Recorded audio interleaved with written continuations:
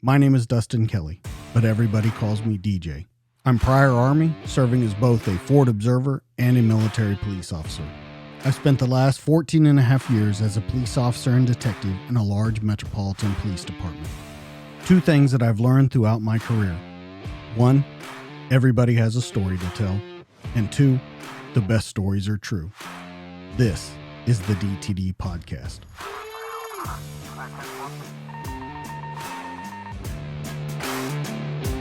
In 3, 2, 1, and we're live.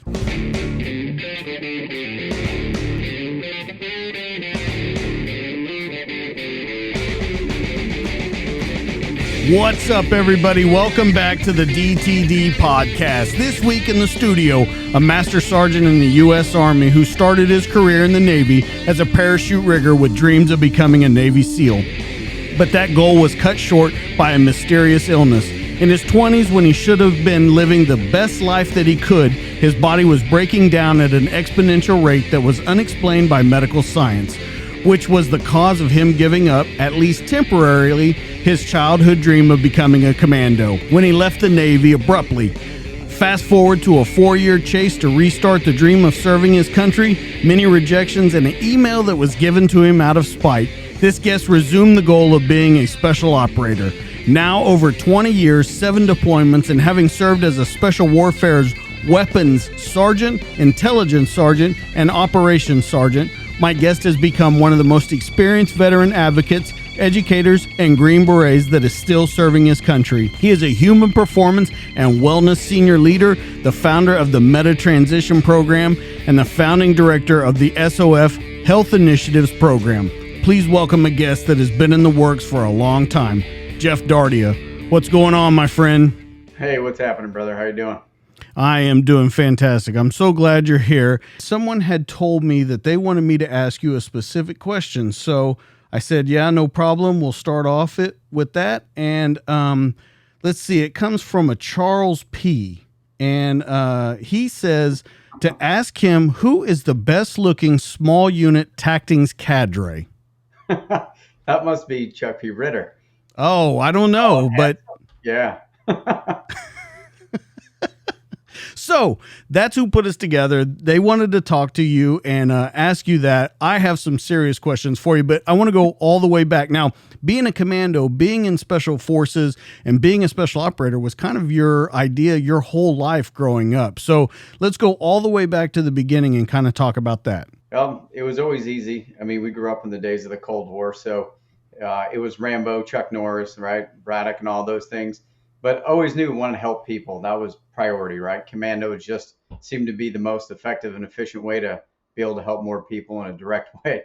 So, I mean, we grew up doing, being outdoors. I grew up in Maine.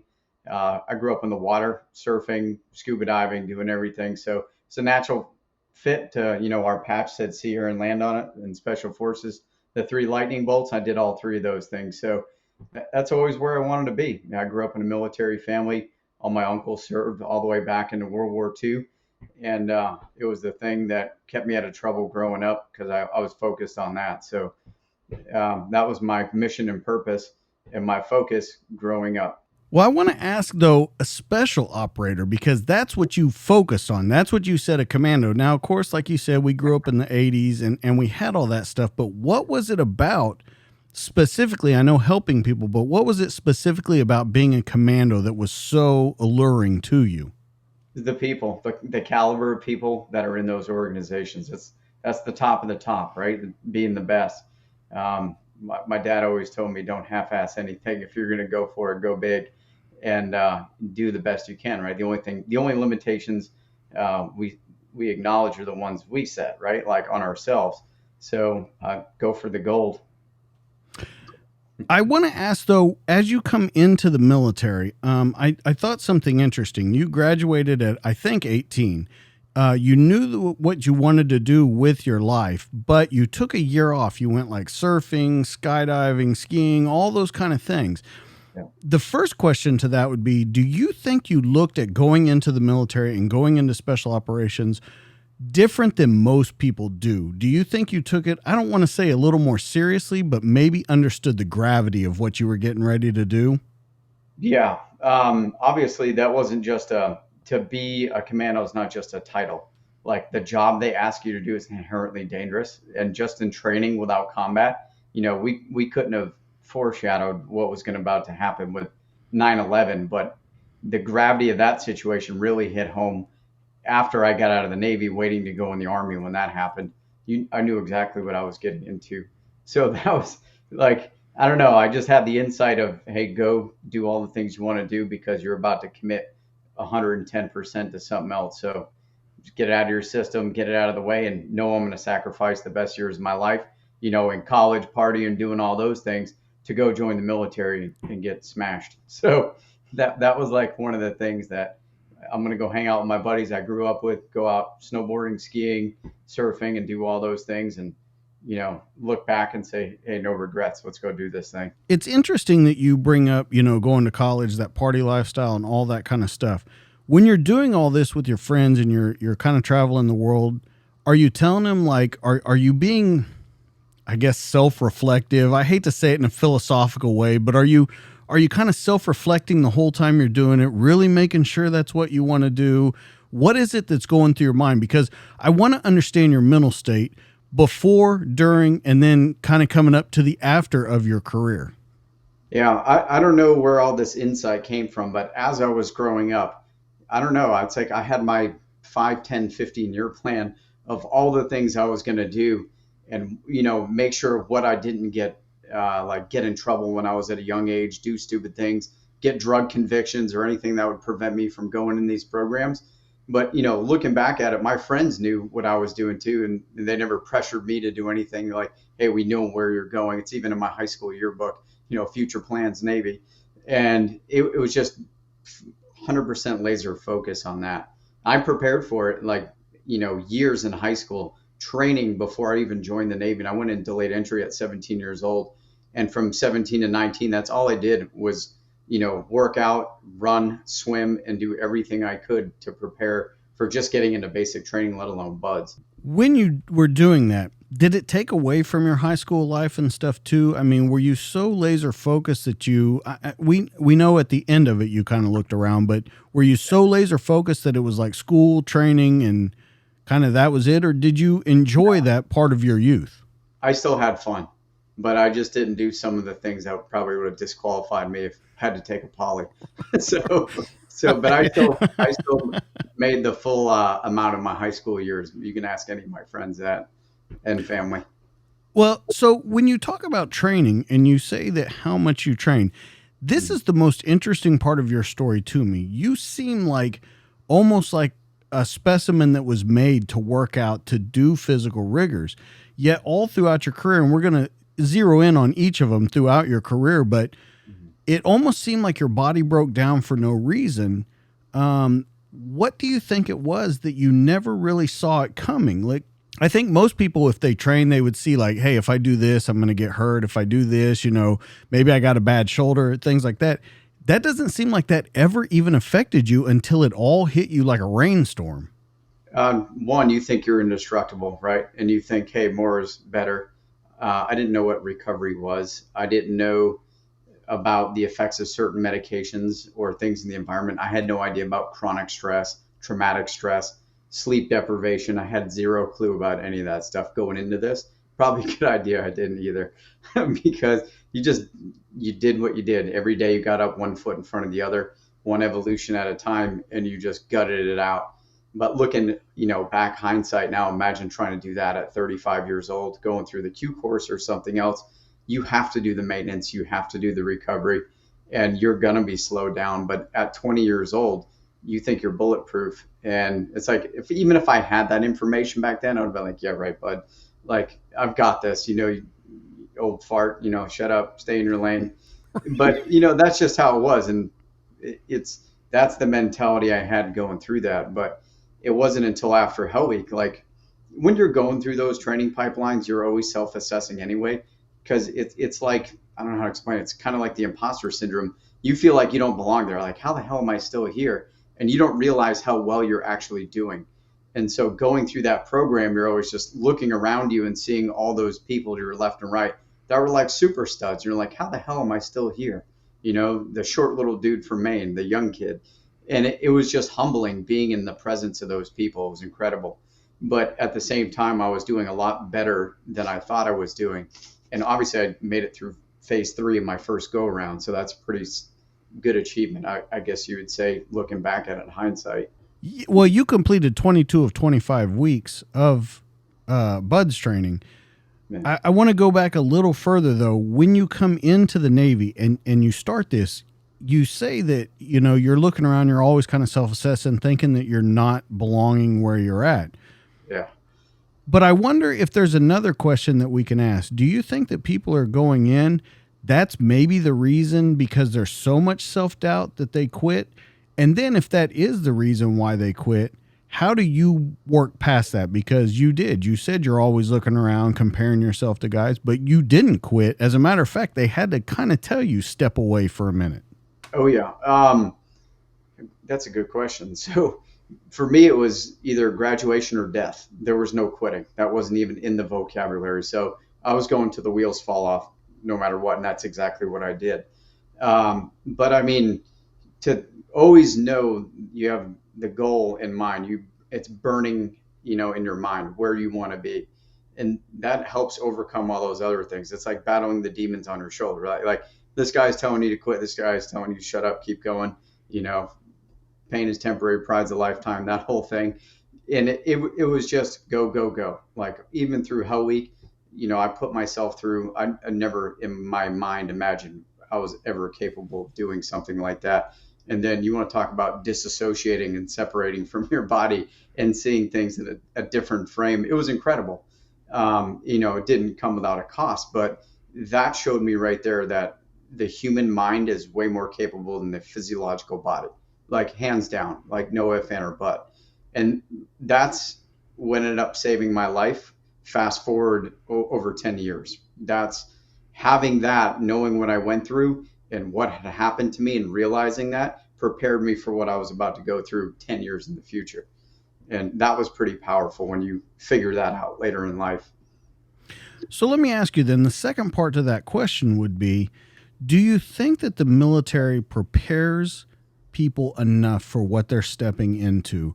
Or do you think that we're still lacking in that area? And what I mean by that, prepares them for it. Of course, we all know, we've seen the movies, we've seen, the news for the past 20 years about what they're doing. But do you think they're trying to sell an item, or do you think they're really trying to prepare these guys to come in? We're talking about Navy or Army. Well, we can talk about both individually, but recruiting, because, let's be honest, they both missed their recruiting goals for this year. There was only one that made it. So that's kind of my question is, are we preparing people really for this, or are we just trying to sell a dream? It goes both ways. What I've seen in the Army, it's truly the quiet professional side of the house. The Navy SEAL side, obviously it's a badge, right? Like it's the thing. No matter what you say in special operations, everyone says, "Hey, you're an Army Navy SEAL," right? Like everything is branded on you're a Navy SEAL. So it's like a brand thing, right? The commando, the badass, everyone wants to be the Navy SEAL. They don't know about the other special operation branches. They don't know about, CCTs and PJs and, all the other ones, MARSOC and all these guys. Like it's Navy SEAL, but the Navy does an incredible job recruiting out of like high school, out of colleges, looking for athletes, looking for those people that fit that bill. They do an incredible job of that, way better than the Army. And then there's programs now that, there's BUDS Prep, there's Q Course Prep. There's a lot of guys out there with their own companies that are training people, civilians, to prepare to go through these courses, and they're very successful. So I got a couple buddies doing that right now, but that is, you're going to get a taste of that going through those programs, whether you want to be there or not. I can tell you that the cold is an equalizer, and the water. So you put someone wet and cold in the ocean and let them sit there without doing anything else to them for a while, they're going to figure out if they want to be a commando real quick, especially in the Navy. To that, you said, and I've heard you say, Special Forces, being a Green Beret, is kind of a thinking man's game. More so than a lot of the other special operations. Comparing it to Navy SEALs, like you said, everything there. Which do you think makes a better operator? Now, I don't mean who's better, are Green Berets better, but which do you think, being physically strong or being able to adapt and kind of learn your environment, makes you a better operator? That's actually a great question, but it's the mission. And so if you look at the Green Beret mission, it's not just direct action, right?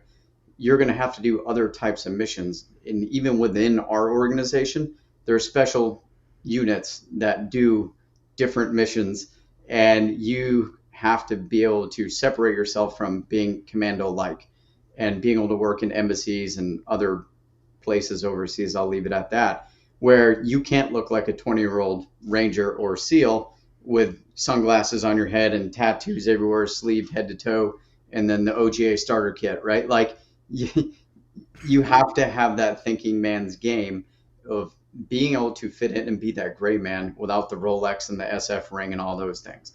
And on the Army side of the house, I didn't know as much as SF as I thought I did until I got about halfway through my career and then really figured out what we do.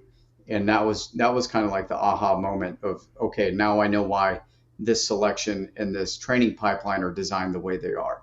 And if you could take commandos from other branches and put them through that pipeline, you would have phenomenal operators. Like imagine just like, a correspondence course where you go through SEAL training, then come through the Special Forces Q course to learn those other skill sets at a higher level. You'd be unstoppable. And that's what you see in a lot of the special mission units. That's what they do with their operators. They put them through the higher learning, so to speak, of being able to work in any environment and blend in. And that's, I mean, look at it. Like I looked at the SEALs, it's like Ranger Battalion in the water, right? You're doing a direct action mission, and if you want anything dead or destroyed, that's who you send. Because no matter what, they're not going to quit. They're not going to say no to the mission. They're going to get it done no matter what the cost. And some of the other missions that we do on the other side of the house, it's, hey, maybe it's not winning today, but in 5 years. Think of Afghanistan, right? We didn't win the war yet. We had a huge impact there, and we changed a culture. And whether that manifests through in 5 to 10 or 15 years generationally to, like Vietnam did, how long did it take before they, went back to realizing, hey, we're an open market society now. We're not going back to where we were. We changed. And that's how we got to look at the SF unconventional warfare method. It might not be on the X that night. It might be 5, 10, 15 years down the road. So, okay. To that though, when you say the long man's game, or the long game, I should say, first off, I want to say, if we use that, like you said, to the SEALs, to MARSOC, to other things like that, and we make them better operators, do we have a better functioning force overall? And that's because I know at some point you guys were interweaving with each other, running missions together, training together. With that cross training going on, do we make a better fighting force for the future? And do we spread to those other operators that long game profile, like, hey, yeah, this is great for the first 6 months, but let's see what we can do in 20 years? Because if we're being honest, that's kind of where we're at right now, is long game goals for conflicts around the world. Right. I mean, expectation management. I'll use MARSOC, for example, when we were helping MARSOC get stood up and get operational, that was a huge, especially for the recon guys, getting put into a fit environment. They're like, hey, man, we just came out of Fallujah or Ramadi. We don't want to go over and train these guys and, build schools and do wells and all that stuff. They're like, we want to go crush souls. We're like, hey, you got to be able to do all of it. And, you have to build that trust and that rapport with your partner in force, or they're going to be killing you every chance they have if you're out doing stuff they don't agree with. So you got to understand this is more than just black and white. There's a lot of gray in here. And so MARSOC did a phenomenal job. Like the learning curve with them was incredible, but you had a bunch of completely competent, like well-seasoned warriors that were coming out of Iraq into Afghanistan, and they were ready to crush souls, but they just need a little bit of fine tuning so they could be more effective on the battlefield with their partner in force. And they picked it up, and now they're running their own programs. They're doing everything. Same thing with the Navy, getting thrown into land warfare, right? Stuck in the middle of the desert without any oceans. they adapted as well. You learn in the big distinction between Iraq and Afghanistan, things you could do in one and not in the other, and then thrown on the continent of Africa. I mean, we're all learning from each other, and especially being a Green Beret, being a maritime operator, I learned a ton from the Navy community that I was able to take in the Army community and use that, to my advantage of, hey, I've got all this training on the maritime side. I can help you out a little bit more on here for the combat divers as far as, boat tactics. That actually happened.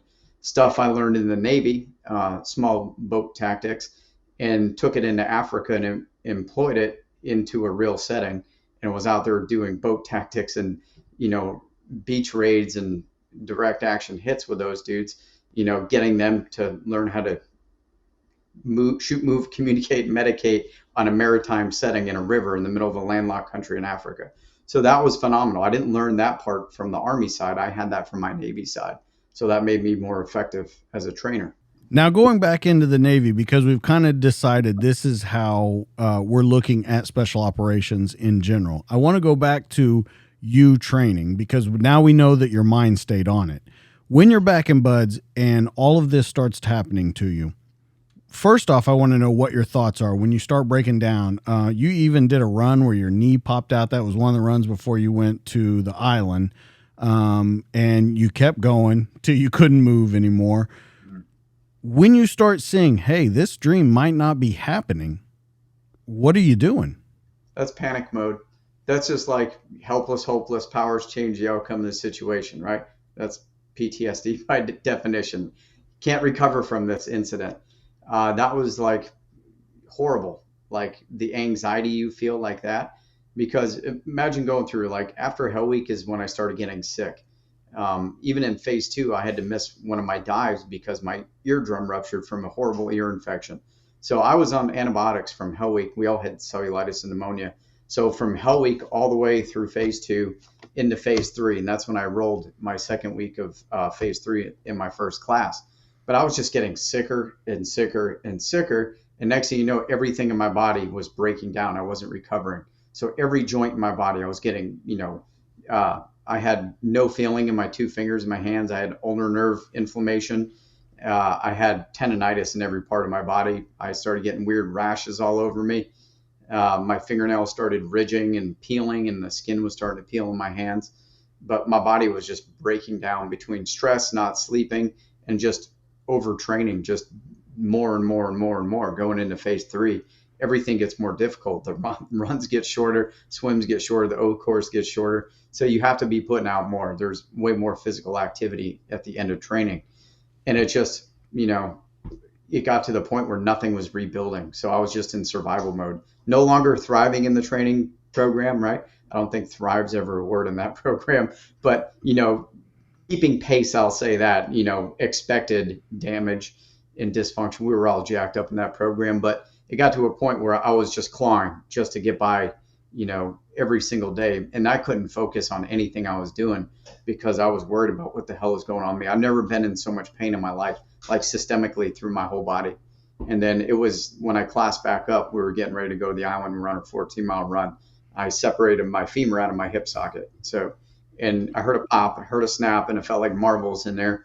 And I kept going. I didn't fall out of the run. I stayed right, kept the pace. Next day, I tried to get out of bed. I couldn't even lift my leg. And here we go, another 4-mile time run. It was just one thing after another. And it got to the point where my buddies were like, dude, what the hell's up? They had to help me off the beach, help me get to my room. And it was nuts. And I remember getting to the point where the instructors are like, dude, what's up? And you don't want to tell them, you know what I'm saying? Because your biggest fear is getting dropped from training, and you don't want to let them down. Well, I want to stop you right there for just a second, because I hear it over and over from guys that are in that community. I'm scared to say anything. And we're talking even big Army, big Marines, where people say, I'm scared to say anything. They'll take me to the sideline. They'll take me out of the game. Going into our conversation later on, that's a huge problem. Oh, yeah. And it's starting at the very beginning of your career. So, one, a lot of people don't have an answer for this. How do we fix that problem? Because that seems to be the bedrock of what's going on. Right. One, it's like, I'll tell you after I graduate, right? That's how, in the back of my mind, that's how it was. hey man, after I get past this, benchmark, then I can say I need to get help. But I didn't want to threaten not getting through. This plays into what happened to me when I came back from the army. Remember I was telling you that the second time I didn't do that. I waited a little bit longer than I should have, but I actually raised my hand and said, hey, I'm jacked up pretty bad. But going to your point, that's probably not going to change until like they can ensure people that, hey, if you get med rolled, we'll keep you here as long as it takes to get you through the program. That didn't exist in the 90s during the Clinton administration. I can tell you that right now. You sneezed. They were looking for ways to get rid of people. Bingo. They every day. Oh, you don't look right. You're gone. Oh, yeah, I don't like the way your voice sounds. See you later. Whatever it was. Bad tattoo. You're out of here. Literally, those are things that happened while I was there. So it was one of those things where it's like, I'm just going to keep my mouth shut and get through this. Everyone else is sucking is just as bad as I am. So I just got to make it a couple more weeks. And that's how I saw it. I didn't realize how bad I was in hindsight. I had no idea what was going on in my body to the point where things were failing, right? That's like you're exhausted. Your body and your mind are exhausted. You're catabolic. You're in damage mode. You're in destructive metabolism. And here I was throwing all the antibiotics on top of that. And next thing you know, the wheels are coming off. Do you think it would be a good word to use, scared? Oh, yeah. 100%. Like, I don't know how to explain it. It's like, put it to relationship terms. It's like losing your woman of your dreams, like watching her, like, I'm out of here, dude. See you later. And then nothing you can do to say to bring her back or change it. And it's like a slow train wreck. And you're just like, this thing is slipping away from me. This thing is slipping away from me. That was like every hour, every second going through, please God, just keep me here. Let me get through this. It was horrible. It was like a bad dream. Is that ever dangerous? If you don't have a backup plan and you tie your identity to that, it's 1000% dangerous. Because think about like the 15-year-old kid that breaks up with his girlfriend. Oh, screw it. I'm done, right? Crashes into a tree, does whatever. He didn't even think his whole life ahead of him. It was in that moment he felt like he could never recover from that situation. That's like one of the biggest risk factors for suicide is being in a situation you feel like you can't recover from, right? That's also a moral injury. So if you don't have a backup plan or have some type of reference in the back of your mind of, I should not be thinking this way, I can come back and do this and overcome this later, you're not going to be at that mindset. But when you're in survival mode and that's all you're thinking is I'm losing my dreams, it's very dangerous. I can tell you firsthand perspective. So that's where I was.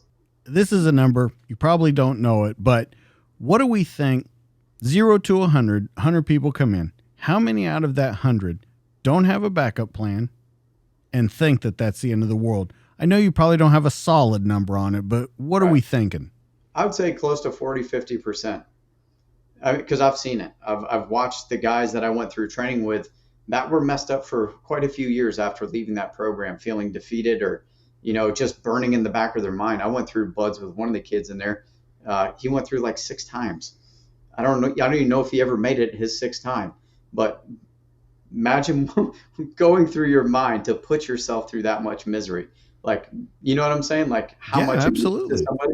So that'll tell you. I'm telling you, like, go through that training and then see how much you want it. You'll find out real quick. It's they have it to a science. So you have to want it. But going back to that, I didn't make it. How does it affect you? Almost every single person I know that went through that program that didn't come back and overcome that or go through another pipeline, it's haunted them for their entire lives. Let's talk about that mentally. How do we fix that problem? I think the Navy actually did a pretty good job. The people that were motivated, that were, good students that were there, they tried to keep them in the community one way or another, whether it's special boat units, whether it was EOD or dive program or the mammal program. They knew who was who going through that training. You figure it out real quick, who's motivated and who's not. Not everyone is meant to be a frogman, right? But you could be probably an incredible Navy diver or a mammal trainer or something. But they tried to keep those people in the community. That's that connection, right? That's the connectivity of being in the community. It's when you get ripped out of that community abruptly and sent somewhere else that goes completely against your moral and ethical fibers, like the fleet. Like that doesn't sit well with a lot of people. Some people are just like, oh, screw it, I'm going to go chip paint. But I can tell you if I got sent to the fleet, I would not be a happy camper. I know that you were taken out kind of to the beach and someone said, look out there. Is that where you want to be? Absolutely. Every Is day. that when it first clicked into your head? Like, oh shit. It was one of those things where like I know where I'm going to be. I'm not leaving here. You're going to have to push me out in a stretcher or in handcuffs, but I'm not leaving this program. Like I was getting through every day. I knew it was death or graduation. That's what was in my head. Death or graduation. Like I'm not leaving here. Let's talk about what made you so sick. In particular, I think it's the anti-inflammatories, the medicines that you were taking. But let's talk specifically about that. And then I want to talk about, you already had your graduation announcements ready, all that kind of stuff. You had family on its way. Let's talk mentally about how you're feeling when you know none of that's going to happen. And now you got to go back to all these people and tell them it's not going to happen. Yeah, that was like going back to your parents and your family and your friends and be like, hey guys, I'm coming home. Sorry. That was horrible. It wasn't, thank God I had a little bit of a delay because it wasn't that abrupt. It was, hey man, like when they actually started looking at me and figuring out what was going on, they were like, hey, this is a little bit more than we were thinking, right? There's a lot of more stuff going on, especially with my hips. And they were like, hey, we'll put you at SEAL Team 5 for a while, let you hang out. And we'll try to reinstate you, post land nav phase 3 if we get you back in training. If not, you can get out and come back later when you're better. So I kind of had that slow letdown, but it wasn't until like when I left there and I got my discharge out of the Navy that I was like, it's like I chopped my reserve away from me on a jump. You know what I'm saying? I was like, oh no, like I just completely went home. For me, everyone's like, oh my God, you almost were a Navy SEAL. I was like, yeah, cool. I'm not even going to say the analogy. I was going to use that one. We can't say those things anymore, but it involved the Olympics. I'll leave it at that. But it doesn't matter how close you were to being. I wasn't it. I felt like a complete failure. So it was I had to go back with my legs, my tail tucked between my legs in shame, basically in my eyes. I was broken, mentally and physically broken, like bad. And I knew it.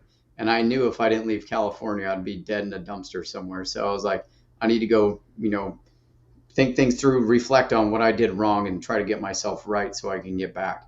I knew I had to do that back out on the East Coast, not in California. So that's what I did. It's interesting that you say again, because I don't know if you do it subconsciously, but you just said again, when you're thinking about it, I'm the biggest failure in the world. And it always sounds crazy to me when people say that, when they retire from special operations or when they're trying out or when they retire just from the military or law enforcement and they say, I'm such a failure. I didn't do this. I didn't do that. It's so crazy to think that you can't even look at it and go, wow, that was a very crazy learning experience. I learned about myself. I pushed myself harder than probably 90%, 95% of the world's population will ever do. With you teaching these new guys, how do you teach them? There is something after that. So that's a really good point. I call it the no legs plan, the backup plan. When I re-engaged coming the second time, I said, I'm not going to tie my identity to what's on my chest or on my shoulder. And I said, I'm going to have a backup plan. If this doesn't work out, what am I going to do to keep that same drive and motivation and determination into a different area? And that's what I went in. This wasn't death or graduation. It was graduate, but not at the detriment to my life, right? Like I knew I had way more confidence going the second time than I did the first time, knowing what to expect. And then, going through Army basic training after going through Navy basic training and, buds and everything, it was just like, oh, okay, it's not so bad, right? Like, got it. Like, get me to the real stuff so I can get this stuff going and then get into the Q course. Then I was like, all right, this is where I need to be. But I was way more emotionally intelligent and intellectually capable. And I could see the big picture, knew what I had to do to keep myself whole to get through that program. And I did. I didn't miss a day of training the entire Q course going through that whole thing. So, but having a backup plan, knowing that if this doesn't work out the first time, I keep going until someone tells me to stop, not me. When someone else tells me to stop, I stop and then make sure I'm taking care of myself and not getting to the point where I can't do anything when I get out of the military because I'm so damaged. I see with heat injuries all the time, right? Dudes get a core temp over 108 degrees, or they get a horrendous injury, like in buds. We had dudes with stress fractures. We all duct taped our legs and stuff and just kept going until dudes stuff would fracture while they were running or doing the O course or something. Think about that, like how much determination and drive that would get somebody to do that, right? Like my buddy Brody, he had to cut his bootlaces off because he had tendonitis so bad, and he like you could see his foot poking out of it where his laces are supposed to be because there's so much inflammation. That dude was in massive amounts of pain every single day, but he kept going and he made it. And then, like I said, when you get to finish, then after you graduate, it's like, okay, you graduated junior high. Now you go to your team, right? You're thinking, okay, after training, I'll get taken care of. But then you show up to a team and you're like, I can't let these guys down. I have to perform. So the maintenance never gets done. So that's why we're trying to push the maintenance between phases of coming out of training, going to a team, post-operational deployment cycle, getting a look, getting maintained, and then get putting back, just like a piece of equipment, put back into operation. And that's where that needs to be normalized. I mean, it's like when we go through SEER school, you don't go to any other school for weeks because they know what they put you through in SEER school. I'll give the Army that. Like they're not going to put you back into something like that. Or same thing after selection, after you do the trek and team week and all that stuff, they know your feet and knees and hips are smashing your back. They give you time before they put a rucksack back on you. It's like 30-day profile, like you're not doing anything. Let your body recover, then we'll slowly bring you back. And we just have to look at that because at the end of the day, we have to get operators in uniform longer. We're not replacing as fast as we used to. And the recruiting pool is dwindling as far as capable bodies with IQ and no criminal arrest records or behavioral health records, right? So if we know we can get somebody through that assessment and selection process and we're going to keep them, we need to maintain them and repair them and keep them operational.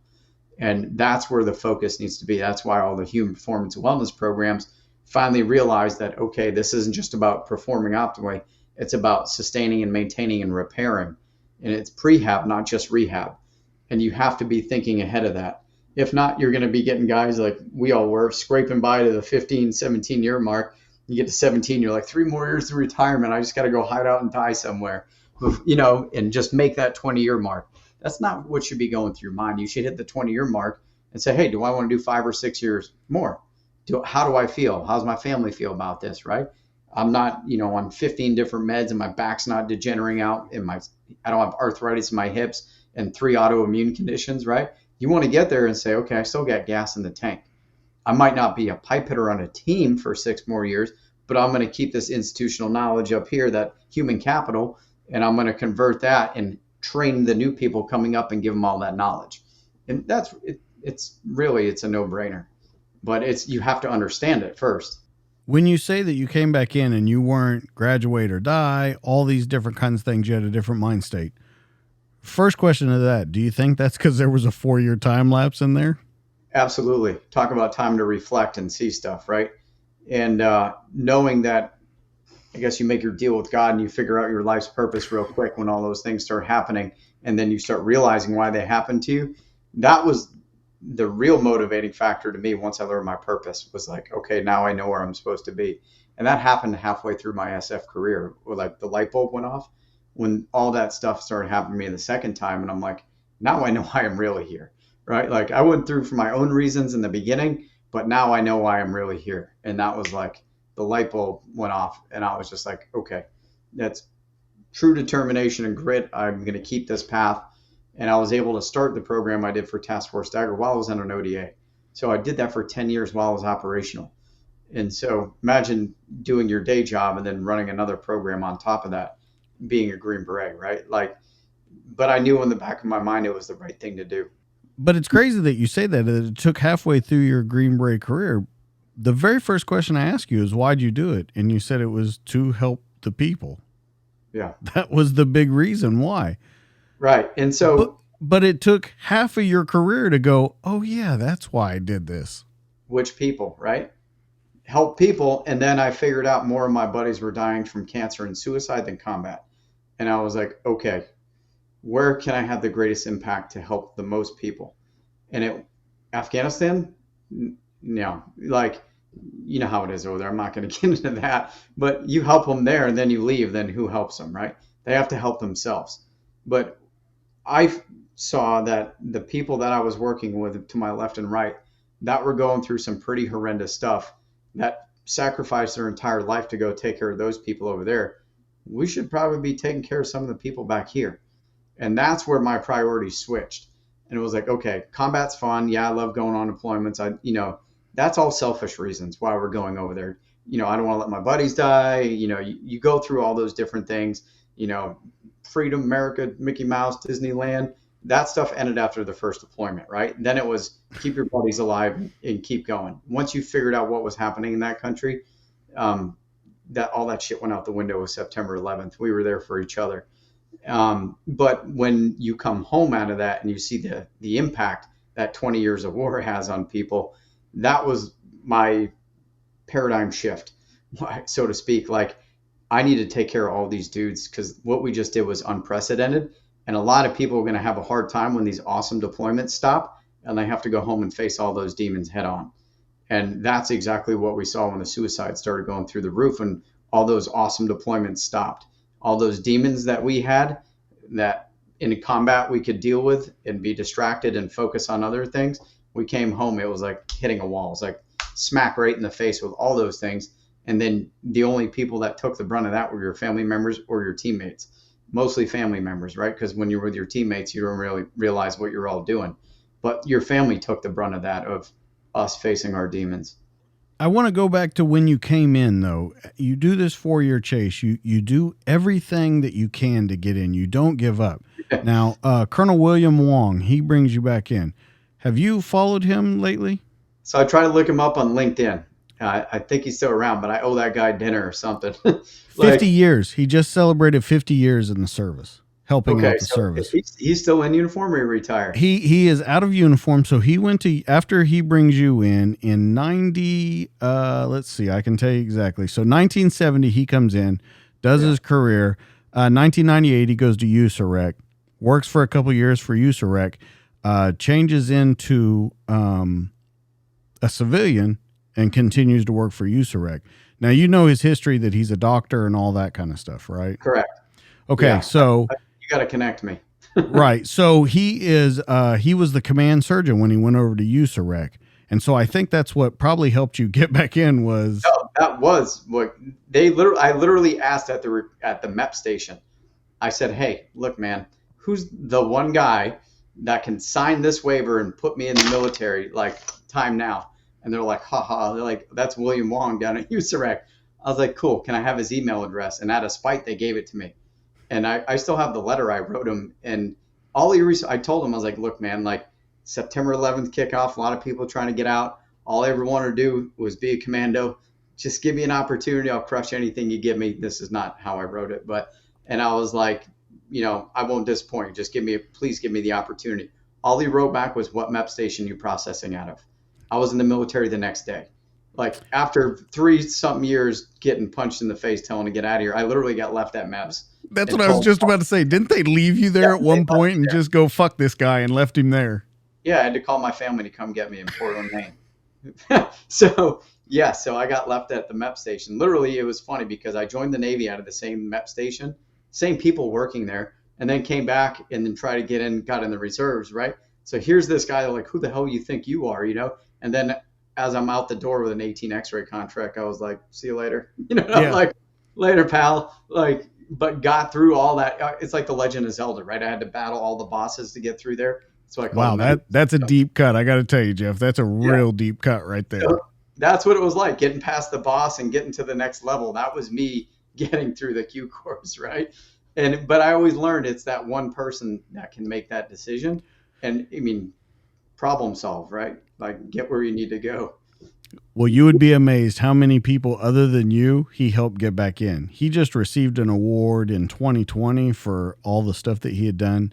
And there were probably 4 to 6 pages of people just saying, this was the guy that helped me get back in. This was the guy that helped me do what I was doing. This was the guy that, just page after page, comment after comment about this guy. So it's interesting to hear that was the guy that got you back in. Like I said, if you can make that hookup, that would be epic. But I owe that guy everything, like, straight up. Like, if it wasn't for him, I would not be where I am right now, like, hands down. I want to put another person, Colonel Greenwood, that was instrumental in you getting to where you've been in your life too. I mean, it's not easy for a colonel to come down to a private and say, "You've done some shit. Stick with me, kid. I'm going to take you where you need to go." That's literally what he did. Incredible leader, incredible mentor, incredible human being. But that was like my Colonel Troutman, in Rambo. Like, that's how I saw him. Like, this guy. That's the only reason I went to that unit, by the way, because I heard he was there and everyone spoke so highly of him. He was like, if anyone's going to help you out, it'll be that guy. So get to that unit. And that's exactly what I did. And he was a detective in Massachusetts Police Department, Quincy, I think it was, but phenomenal. Green Beret in Vietnam, right? Talk about, he was an SF baby, 18 X-ray of the Vietnam era. And he knew exactly, what my intent was to go into that program. So he literally promoted me from E2 to E4 again and was getting ready to send me off to drill sergeant school so I could pin E5 to go to selection.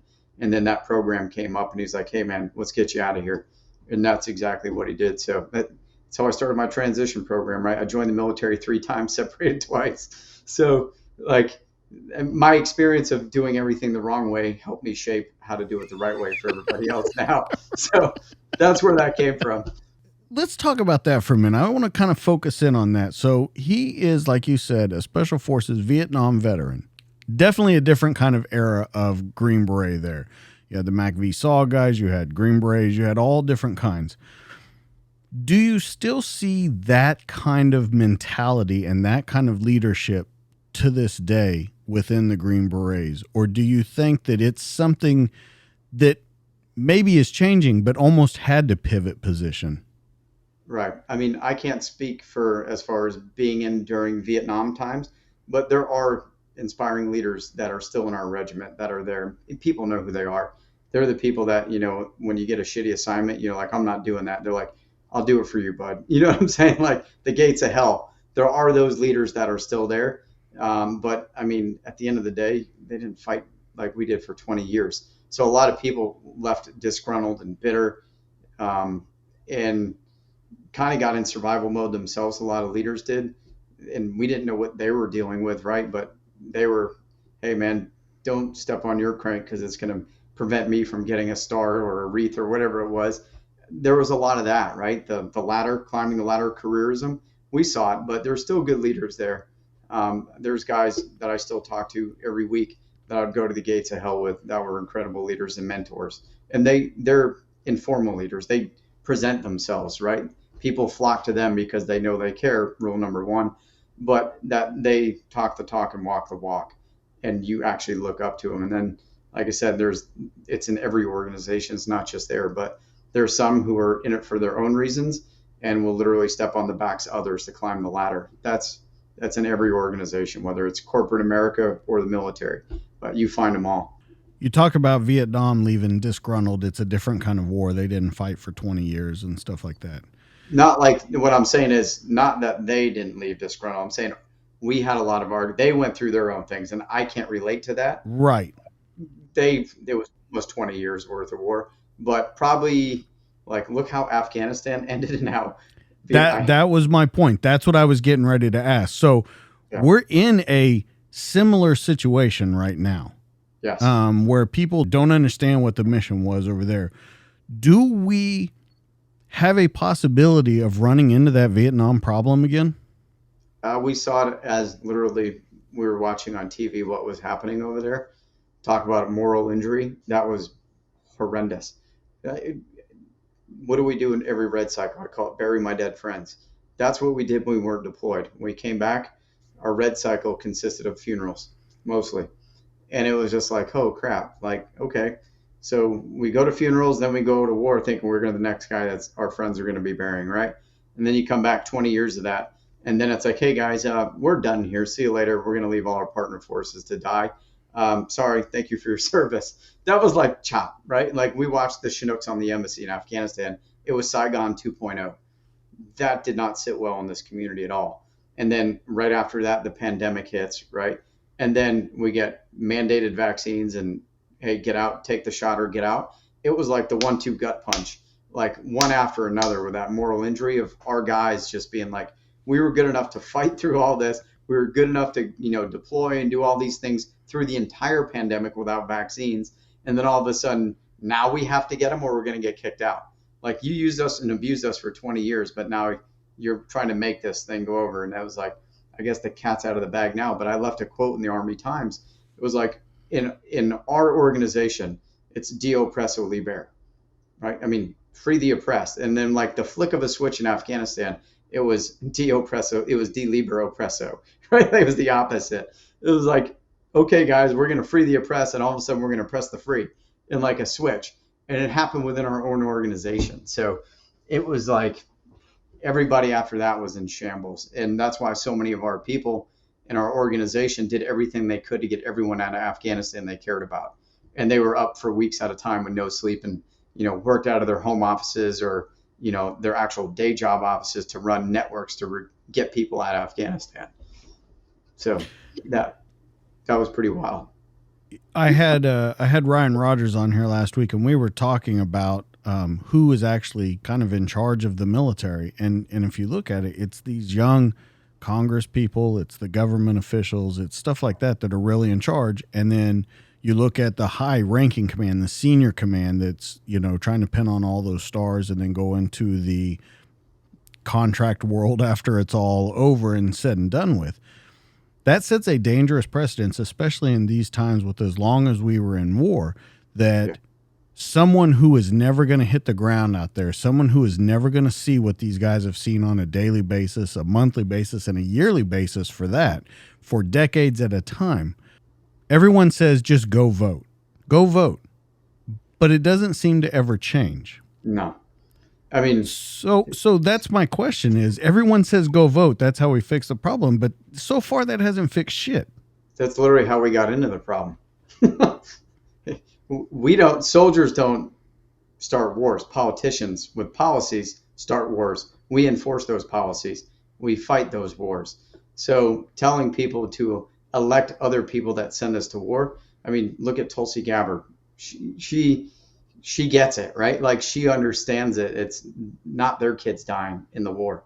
It's us and our families that are dying in these wars. So before we go do Afghanistan 2.0 and send our people somewhere else again like that, we might want to see who's got some skin in the game, right? We probably want to think through those things. She's done a phenomenal job of putting that into perspective of, hey, this is our national treasure right here, our people, our country. Fighting other people's wars, that doesn't align with our Constitution, right? Like, our government exists to protect our rights. And then after that, it's our national security, but our rights come first. And I think we've lost sight of that as a country. Okay. So if voting's not fixing the problem, No. What do? You can't just walk away. You can't just turn your back. Nope. And we saw this election, not as much, but I think there's a wave of military veterans that are running for offices, especially out of the soft community, that know the only way to affect this is to become part of that system and influence the system and change the system. Talking about it's never going to do anything. And the whole January 6th type stuff, you're never getting anywhere with that. You have to take an active role in your local governments, start at a small level. I mean, even if it's a county sheriff, right, or a school board, you have to start small, make the impacts where you can get them, and then work your way up through the system. But until we start getting our people in these positions, nothing's ever going to change. And that's just how it is. And everyone where I work, we know that. And that's why I said a lot of our guys are starting to run for office and get in there because they care. They want to see this country that they fought and died for to remain that country.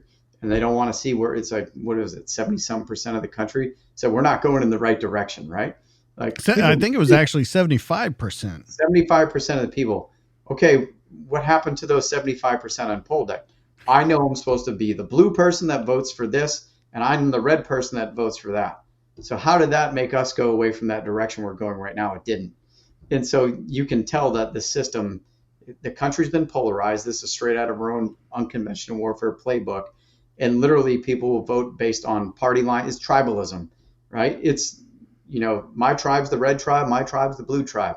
I'm going to vote for anyone is in there and anyone is in that one. We're not getting anywhere together as a country. We're dividing down the middle and we're going off the cliff. And the quicker people can realize that just because you associate yourself with this party and that we can't understand each other. And, you shouldn't be trying to force your opinion on anyone else. You should be trying to understand the other person's view. And that way you can communicate and realize that, hey, about 80% of the stuff we agree on. There's only a small part we don't. That's not the media narrative. The media narrative flips that around, is that this minority is speaking for the entire country, whether it's far right or far left, right? If you're red, you're MAGA, right? If you're left, you're a commie. And that's polarization, right? No, it's absolutely right. But once again, the squeaky wheel gets the oil. Yeah. And who's controlling the media, right? And if you don't, that's to be debated. Yeah. So if exactly, but it's like, if you're not with their narrative, they're going to ruin you. You're canceled, right? So it's that fine line. I'd never be anti anything. That's why I tell everybody, be pro solution, come up with a solution, right? And don't put people in a corner because they're going to fight twice as hard. So it's just getting be a better human is all I can tell anybody when it comes to politics. Do what's right for your family. Do what's right for our country. You're not part of this party. They don't care about you. You're just a number on a chart somewhere, right? Like, at the end of the day, it's not your best interest. So people need to be more aware of what they're signing on to, I guess, is what I want to say in summarization. How many years are we looking at before? I mean, you said, so we're getting guys into the government that can switch things around, that can do, okay, when they're freshmen senators, when they're freshman congressmen, when they're whatever, because we know the real power is going to be held, in those senior guys. Yeah. And we've had movies, Mr. Smith Goes to Washington. There's a lot of different things that show, hey, I'm very idealistic when I get there, but that shit can change on a dime. So long term, what are we looking at? We have to get more of our folks, like I said, get involved, whether it's at the local, state level, county level, whatever it is, just get involved with something. Get your, what's the word I'm looking for here? Your values in being aligned with our Constitution, right? Like, you have to be on both sides. You have to represent the American people, not just one party. The American people. You have to represent the country and get the country where it wants to go. If 75% of the people in this country don't like the direction it's going, we should probably ask, which direction do we want to go? How does this 75% of this population feel where they want to be? And then listen to them and say, like, okay, think of all the hot topics, grievances, right? Talk about exploiting things, but it's like abortion, gun rights. Like, think of all those things that are coming in, right? And like, they use them intentionally just to polarize people to one side, especially during the election cycle, right? It's psyops. Yeah, it's exactly what it is. It's not by chance, right? But that's exactly what they're doing, because when you react out of fear and emotion, you're not using logical thinking. That's well established, right? Everyone knows that, most people, I hope. But when you're emotionally charged and polarized because you feel like your life and your ability to get an abortion or whatever, or own a gun, is jeopardized, you're not going to listen to anything else except that person's the demon, right? That person's a threat to my Second Amendment, and the other person going, that person's a threat to my abortion. So it's like, whoosh, polarized, never going to budge on either one of those things. And then we repeat the cycle every 4 years for president, right? It's the same issues for the last better part of 3 or 4 decades of Second Amendment and abortion, right? We've seen the same playbook over and over again, but it's the definition of insanity, doing the same thing over and over and expecting a different outcome. Yeah, we're literally watching that happen. But again, the slow train wreck is what I like to call it. But at the end of the day, people don't change until catastrophe. That's catastrophe changes people, right? It's like, hey, I know I should quit smoking, but until you're in the hospital with lung cancer, they're like, oh, now I need to quit smoking. That's how we are as a society. Until it affects everybody in their backyard and affects everybody equally, people are not going to change the path they're on. So until, it's like the boiling frog analogy, I hate even using that, it's so cliche, but literally until it gets to the point where people are saying enough is enough, then we need to do something. That whole red wave that was supposed to happen, that didn't happen, right? We were told it was going to happen. The media portrayed it, the polls and all those things. No, I told my friends, I was like, that's not going to happen. Look what happened last time, right? When gas prices hit $7, you think, all right, we don't want to go this direction. When inflation goes up as high as it's gone right now, you would think, hey, maybe we don't want to go this direction. When we're one bad day away from World War III with Ukraine and Russia. Think maybe we don't want to go that direction. China, Taiwan, right?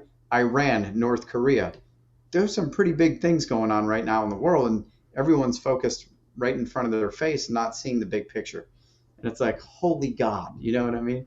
I don't want to go on a tangent with all this, but No. this. Well, I think it's all going to circle back around, because when you mention all of this, you were one of the guys that was in these countries, and we're going to talk about your deployments right now. You were in there to affect change for those countries. And then you turn around and you look at what's going on in our own country. Now, is it as bad? Probably not. There's, but it's bad. It's getting to a bad state. But talking about your deployments, and you were one of those guys over there, and if you feel that strongly about it, that should say something. Yeah. That it's being run by someone who hasn't seen that kind of stuff, who hasn't seen just how bad it could get. Yeah. And so I also want to talk about how you just mentioned you don't do anything until it affects you completely, or it affects everything around you. Because I want to talk about your deployments, because you went through quite a few of them before you figured out, oh shit, my life's kind of in tatters right now. So I want to talk about the deployments. I want you to mention each year that you're talking about, because we're building up to around 2012 is when I really want to focus in. So let's start with the deployments. You're at Firebase Cobra on the first deployment, very kinetic. You're out there doing your thing, but I want to talk about how you're feeling physically, mentally while you're doing those jobs. Right. I guess it's like free fall. The first time you jump out of an airplane, you're the only thing you see is your altimeter, right? So when you get on the ground in Afghanistan, it's all new, and it's like tunnel vision. But as you go through your first few engagements or your ticks or whatever you're going through, the aperture starts opening up a little bit more. And then once you understand the geopolitical ramifications of what you're doing, then it's like the light bulb goes off, right? So first deployment in Afghanistan, we're taking out dudes that are coming out of Pakistan, right? And that are ISI. They're Pakistani government trained people that are trying to kill us. Literally, like, okay, how much money do we give Pakistan in foreign aid? That foreign aid's going into training, assisting, and advising, and facilitating operations to kill Americans. That was like the what the hell are we doing here moment for me. Like when I started learning all these things, and I was like, man, imagine the guys on their second or third deployment knowing this stuff, right? And you're like, holy crap. Remember I told you that whole shift of why I'm here changes once you start realizing what's going on? And same thing with Iran, when they were pumping in weapons and people coming in to kill our people, both in Iraq and Afghanistan and some other places. It's like, what are we doing to them? Like, I mean, now I see it in hindsight, what's going on in Ukraine, but like, can't call foul when we do it, right? But it was just like, holy God, there's so much more at play than just these people flew into a building in New York City, right? It was the aperture opened up real wide of why I'm here, what am I doing? And we did put a hurting on those people. And literally our first year, we literally accomplished our mission, right? It was to wipe out Al-Qaeda out of Afghanistan pretty much, to disrupt operations so they couldn't hit us at home. We did that within a few years, right? But then we were there year after year. There was like, no one could define why we were there and what our end state was. Oh, we got to get Osama bin Laden. We got him. Did we stop? No, we went on for almost another decade, right? Like, okay, where was this defined end state of what our measurement of effectiveness was, and what success looked like? No one could ever define that. So for us, we were just like, this thing's never going to end, right? But hey, it's fun. We like doing what we're doing here, and we'll keep going. Like literally, that's what guys did, right? So I did 3 back-to-backs just like that, and then it was when I got forced to be an instructor. Where what years are we talking about though? Those 3 back-to-backs. What are we talking about? It was the 05-06, the 6-7 rotation, the 8-9 rotation. Okay. So yep, and then in 2009 I got picked to go be an instructor. And that's when I was like, because mind you, I'm going back from basically May of 2003, nonstop. There were no pauses in between that. It was gas pedal mashed to the floor, wide open, right? I didn't have any regular Army time before that, no J sets, no long training things, right? It was literally, I graduated SEER school. I went to a shooting school for 2 weeks and then literally got in a bird and went to Afghanistan. Like it was boom, right in there, and then came back. And then all of a sudden, I guess all those things that I did in combat and compartmentalized, I didn't, even to this day, it's still stuff coming back out that, holy crap, I didn't realize how much of an impact that had on me. Whether it was watching people, your buddies get wounded or bullets whizzing by you or almost dying so many times, I'll leave it at that. But it's like, you don't realize as those things are happening, how much that stayed in you, right? And how much of it impacted you. But in 2009, I knew I was dragging a dead body, like right off the bat. Like I knew something was wrong psychologically. I wasn't like, oh, my life sucks. I had everything I wanted. I was doing the dream job I ever wanted. But it was like someone pulled my plug and all of a sudden I was existing. I wasn't living. I was surviving, not thriving. And I was there, but not present, if that makes sense. I was this figure for my family and my friends, but I was not there. I was not there for them emotionally. I was just, my mind was somewhere else all the time. And it was mostly downrange. And didn't really realize that until even like 2012, 13-ish time frame. And that's when we started the program, why I knew I had to do what I had to do once I figured that out. So let me ask you, you're building all this, you're doing 3 back-to-back rotations, 2009, you say you're you're dragging a dead body with you. Let's talk about 0607. Let's break them down individually. I want to talk about how you were with your family and where the breakdown was. And the reason I want to talk about where the breakdown was because, like I said in the beginning, over and over in your career, it's so interesting to me when I was reading about you and listening to you talk. It's almost like you never see this brick wall coming until you smack into it. It happened in Bud's training. It happened in 09. And I'm trying to understand the mind state to get in there and go, I don't understand. Like, you can't see shit falling around all around you. You can't feel your body breaking down. Like, I've got to understand how you can get so deep locked into what you're doing that you can't see the forest for the trees, I guess. So learn that in Buds. Remember I told you about in Hell Week? Suffer in silence, keep focused on the goal. If you worry about everyone else, you forget about your own stuff. So that's what I did. I worried about everything else but my own stuff, and that's what crumbled, right? So maintaining everything else before yourself. And whether it was going through schools, train ups, you never want to let your teammates down. You're getting split, and then you're getting pulled from your family. If you do another deployment, I'm leaving you. Like those type of things. You're getting pulled apart, and the last thing that gets maintained is this right here, us, the individual. And so you lose focus on yourself because you're worried about everything else. And that's exactly what it was. When you're deploying, you're not worried about anything else except that deployment, getting everybody back home alive. When you come home, literally what you're doing is individual tasks, right? Training. You're going through your schools, then you do collective tasks and training, right? Like you come through as a team and then get ready to go back down range. So when we were home from deployments, that's all we were doing is getting ready for the next one. And so you didn't have time to do anything else except go through your schools, do your red cycle taskings, and then go do your pre-mission training and then get back out the door again as soon as possible. So between all that, you had to play dad too, right? Like I was a single dad. So I was basically let's just say from 6 and 7 into 8 wasn't good on the home front. It was worse than combat.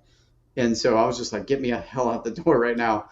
Well, can we talk about that? Because I want to ask a question. Like you just said, and I don't want to interrupt you, but it really comes to the forefront whenever you say, if you do another deployment, I'll leave you. Yeah. Is that a fair statement from that person? Yeah. What I mean by that, is it okay for them to say that? Are they justified in saying it? Absolutely, 100%. I mean, think about it. I only saw it from my perspective, really, because I was in survival mode. So it's like drowning. You don't think about the person you're pulling down next to you. You're worried about staying afloat, so you don't see it.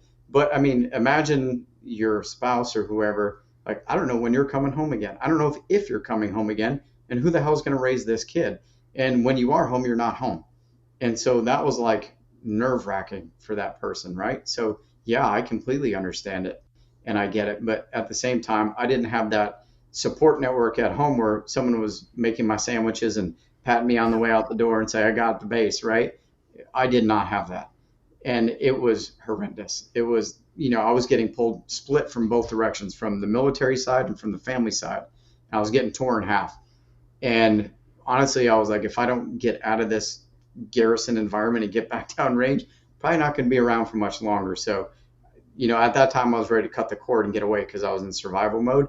And I didn't want to be the domestic violence case. I didn't want to be the DUI case or any of that. I just knew I had to get away from that environment till I could get my head right. It sounds crazy to want to go to combat to get your head right, but like literally that's where everything made sense for me. I adapted to that. That's where I trained for, and that's where I felt I slept better in combat. Know your dude's got your back, everyone on your left and right. You have damn guns, grenades, and machine guns. You're good. But back home, you're flapping, right? Especially one man by himself in the house, you're flapping. So that was like, from 2005, my first deployment, until 2010, 11, when I got my divorce, I was in survival mode. Just be like, I need to do everything I can to stay out of trouble and not in jail or not getting booted out of the regiment. And that was like I said, combat was easy because I was focused there, but back home was it's horrible. It's interesting, though, that you use the phrase, I didn't have anyone saying, I got the base, making sandwiches, patting me on the ass when I go out the door. But then when you talk about combat, you said you slept better because you had the guy to the left and the right that you knew had your back. So that's why it's easier, because someone has your back there? Absolutely.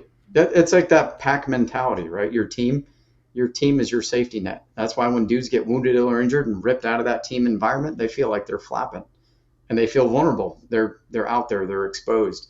And that's why, like, my whole career is, why can't we just go anywhere, me and you, by ourselves? Why does it always have to be your buddies? Why do we always have to go anywhere?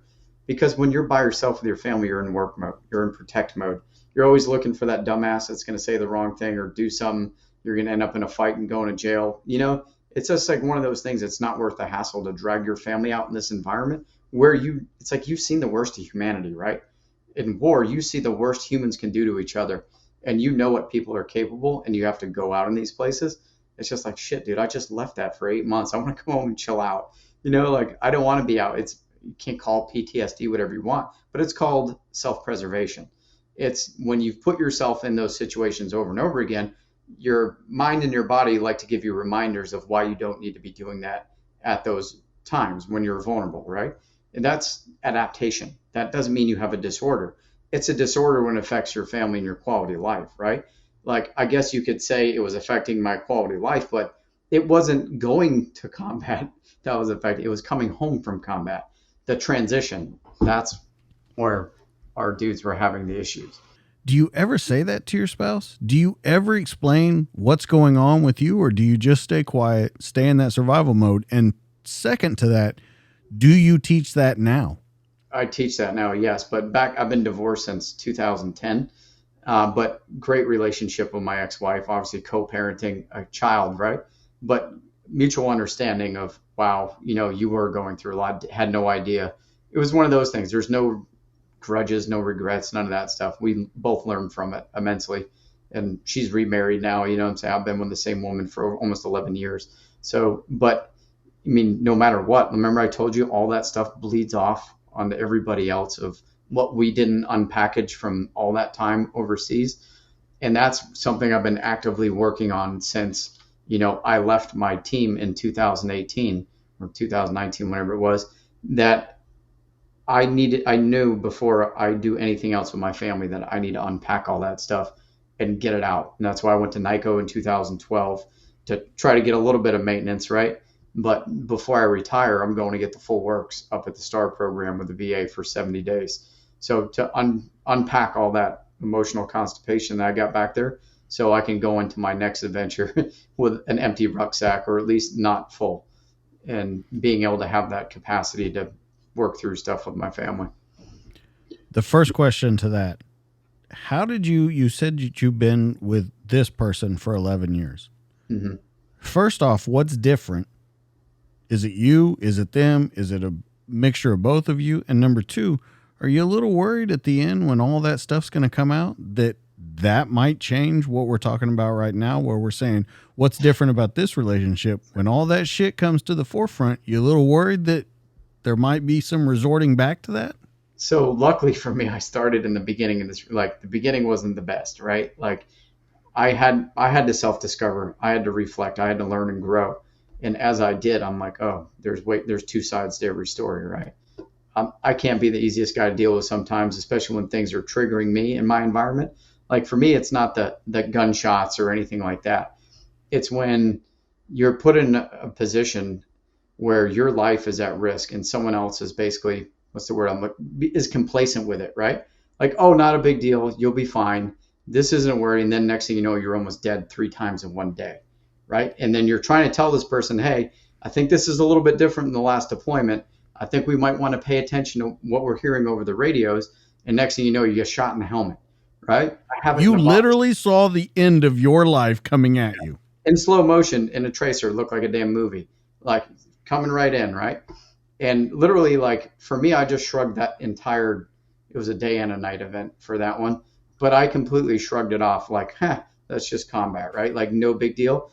But I never thought about the events leading up to it, what had happened to us in a first near ambush, and then on the way back, right? It was just kind of one of those things where, I don't know if it was complacency or watching some of our partnered forces not perform the way they're supposed to. But at that time, it was, hey, you just need to return fire, gain fire superiority, get this dead guy out of the truck, get in the truck, drive the truck out of there, and get these people off the X. That was what was going through my mind after I'd been hit in the helmet with a tracer round, right? Like, I didn't think about or process any of that. It wasn't until years later where I'm like, now I know when I'm trying to convey my point to somebody and they shrug it off or gaslight me or like, hey, not a big deal. That's like one of my triggers. Like I will project that onto somebody else of, hey, dude, I'm telling you this for a reason. Like I'm not just saying it to say it, but if like I always use the term like, if you want to live, asshole, listen to what I'm telling you, right? Like that's what my triggers are. And fast forward when I started talking about cancer and suicide and toxic exposures, and you're trying to tell people like you know what's happening, right? 10 years before everybody else. And they're like, oh, shut up. That's not a big deal. That's not a thing, right? Like that is coming back into your life again. Like, so that's where it's like, okay, you're just going to make me dig in my heels further now, and I'm going to fight back harder, right? So that was one of those things where if you didn't understand that, go into a relationship, because it's a two-way street with communication, not one way. It's not army language, right? You need to be more of an active listener with your family, not the knife edge guy and telling them what to do if they want to live. That doesn't fly at home. So that was like, not usually. Yeah, right? But we thought we were doing the right thing because we're Army leaders, right? Like, so it was one of those growing moments where you constantly have to be aware of what's coming out of your mouth, especially with brain injury, with audio processing disorder, with a lot of those things, because people are trying to convey things to you and you're not hearing the emotion in them, and you're conveying back to them and they're not getting the emotion from you. So it's butting heads, right? When it's just one of those things that makes the entire situation worse. So as I learned about my own conditions, my own injuries, my own brain injury, I learned that I was a big part of that problem of getting my message out there and how I was getting my message out there. So I was able to reframe and regroup and reattack the problem in a different, completely new approach to it, and get the message out there was way better received, not just on the family front, but with the health and wellness stuff too. Before, I was doing the team guy, thumbs down on the trigger, brute force, violence to action, information overload. That's not received well. So I had to learn to take that PhD stuff, put it at GED level, and then make it so a damn sixth grader could understand it. And I wasn't telling people what to do. I was getting them to realize by reading their information, making the decision for themselves, to get the aha moment and go, holy crap, that's pretty easy to understand. I should do things a little differently. I should be aware of those things in my environment. So that was the maturity of figuring out how you were screwed up, how you interacted with other people, especially relationships and family, and then growing as a person, right? Traumatic growth and, emotional intelligence, all those things. That wasn't until later in my career. But when you're in survival mode, you use lizard brain, not mammalian and human brain, right? So survival mode is the three things: fighting, fornicating, and feeding. And that's what I did really well. That's all I cared about, really. And caveman, that's what I used to get called by my ex and my present. You're just a caveman. Those are the only three things you want to do. And I was like, yeah, I'm in survival mode. I didn't know it then, but that was it. I wasn't using this part of my brain to do the emotional part and the connection part and the philosophical part. I was just I'm trained to do this job. I'm going to do it well, and then everything else is a bonus.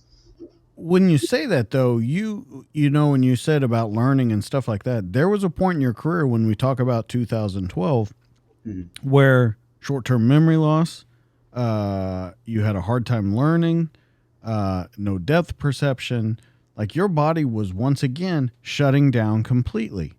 Big time. Huge, right? Like to the point where I knew this wasn't just all in my head. And when I started looking, I'm a why guy, so I need to know why. I don't care about the what. Why is this happening to me, right? What can I do?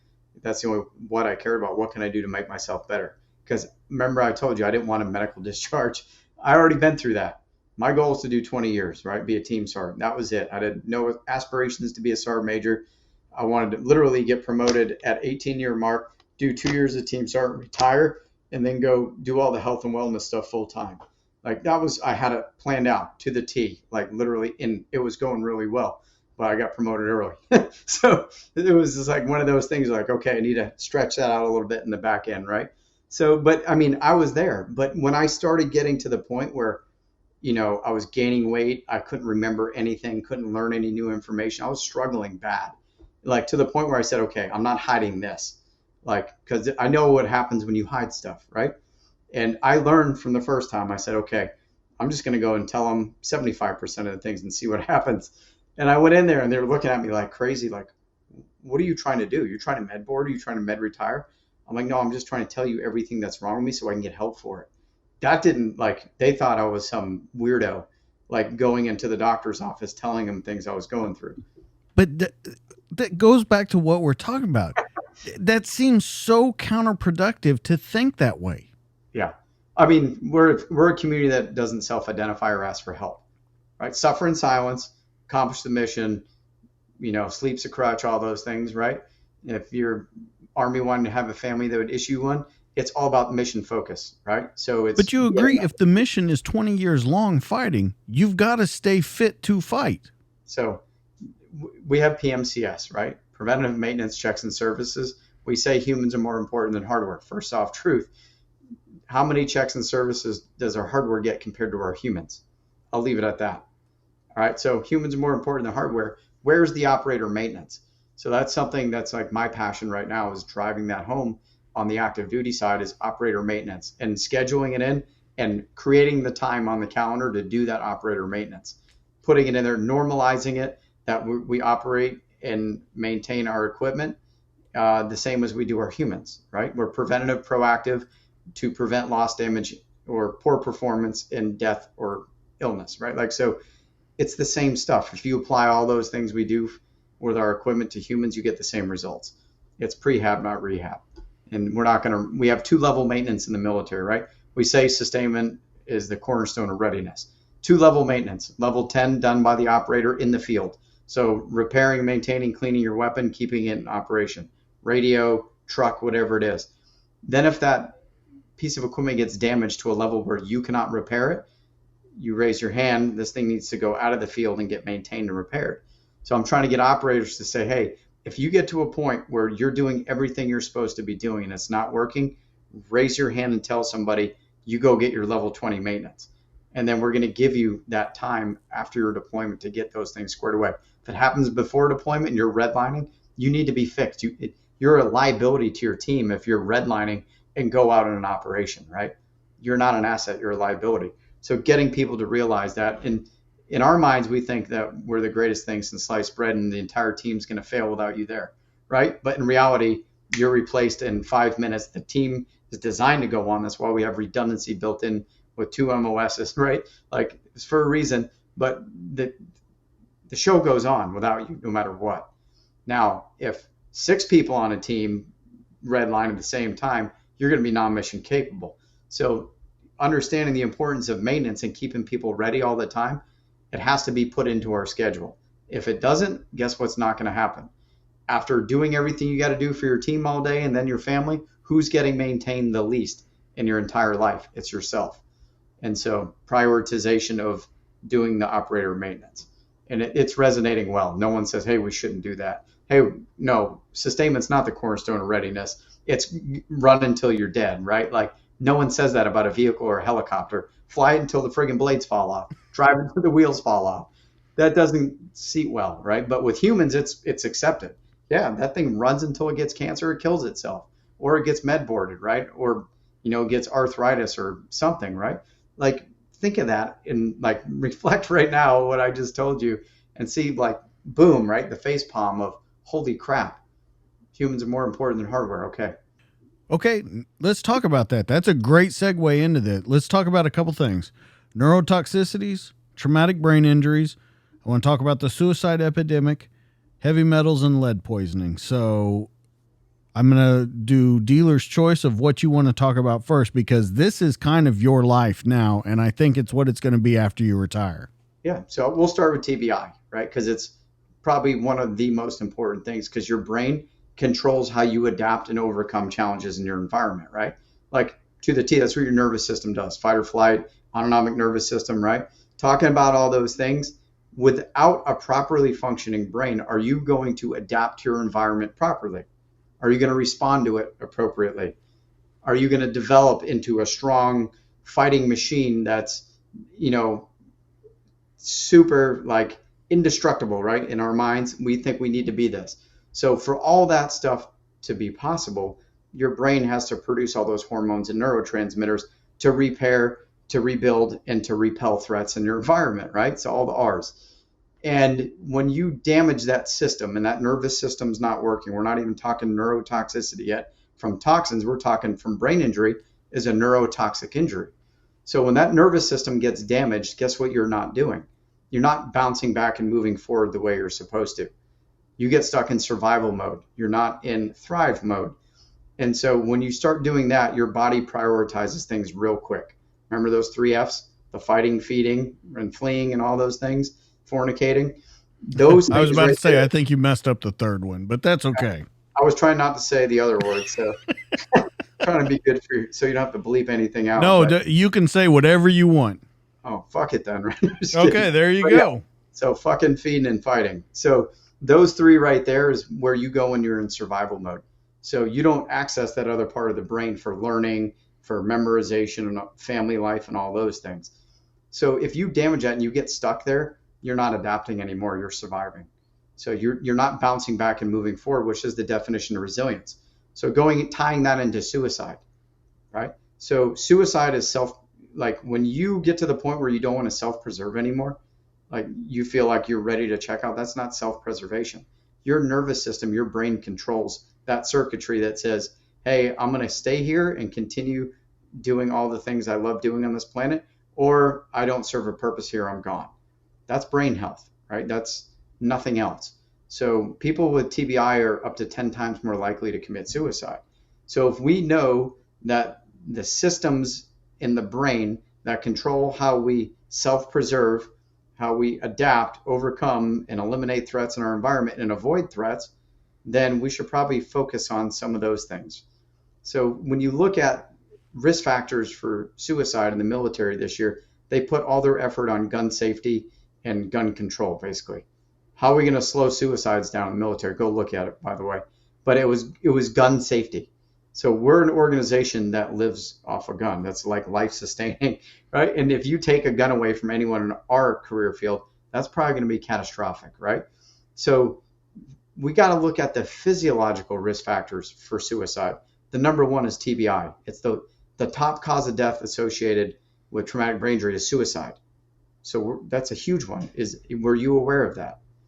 Like that's CDC, right? That's World Health Organization. Right. Well, I mean, and that's what's being out there, but it seems contradictory to what you just said. When they went to attack that problem, it was gun safety, which is once again relying on a physical problem. Yeah, exactly.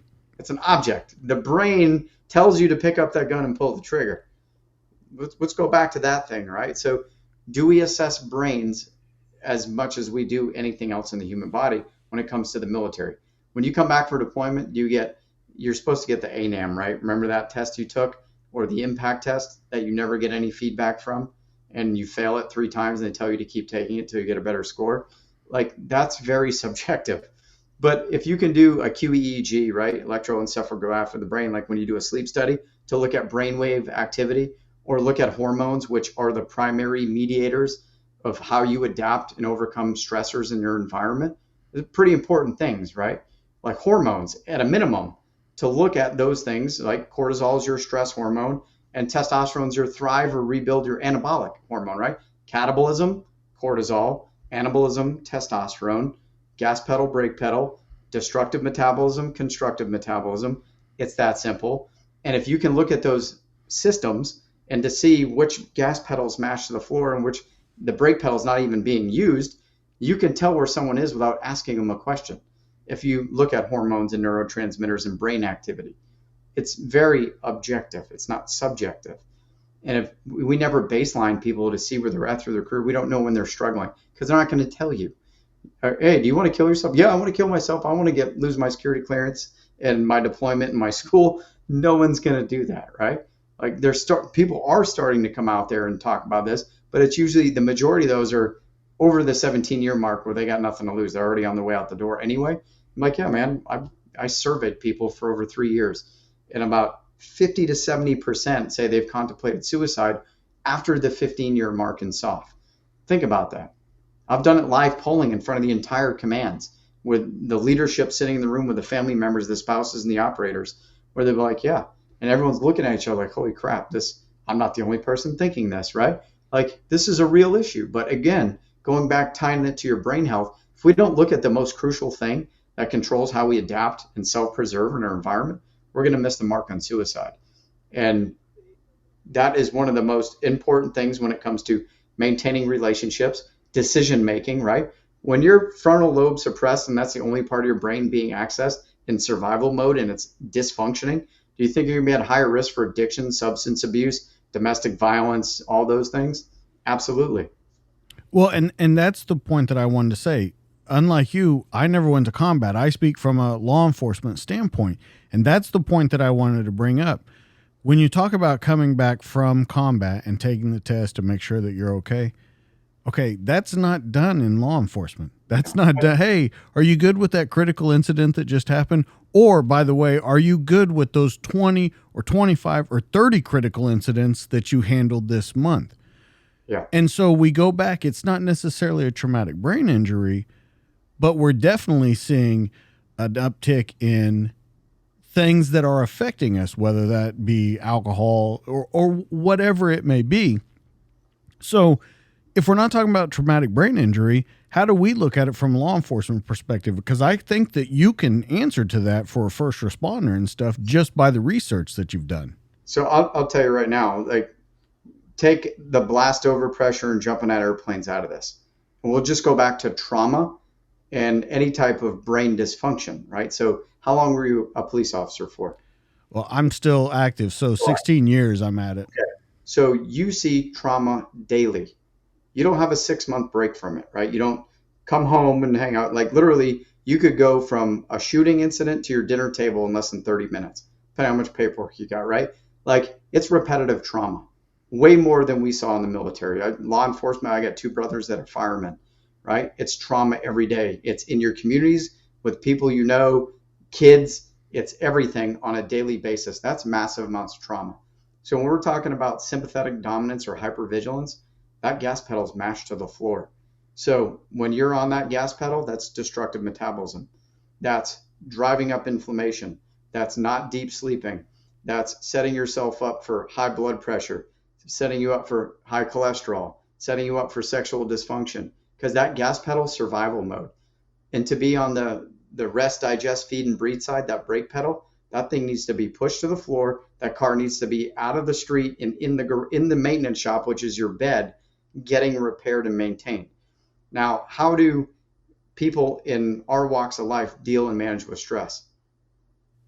They don't. They drink or they don't.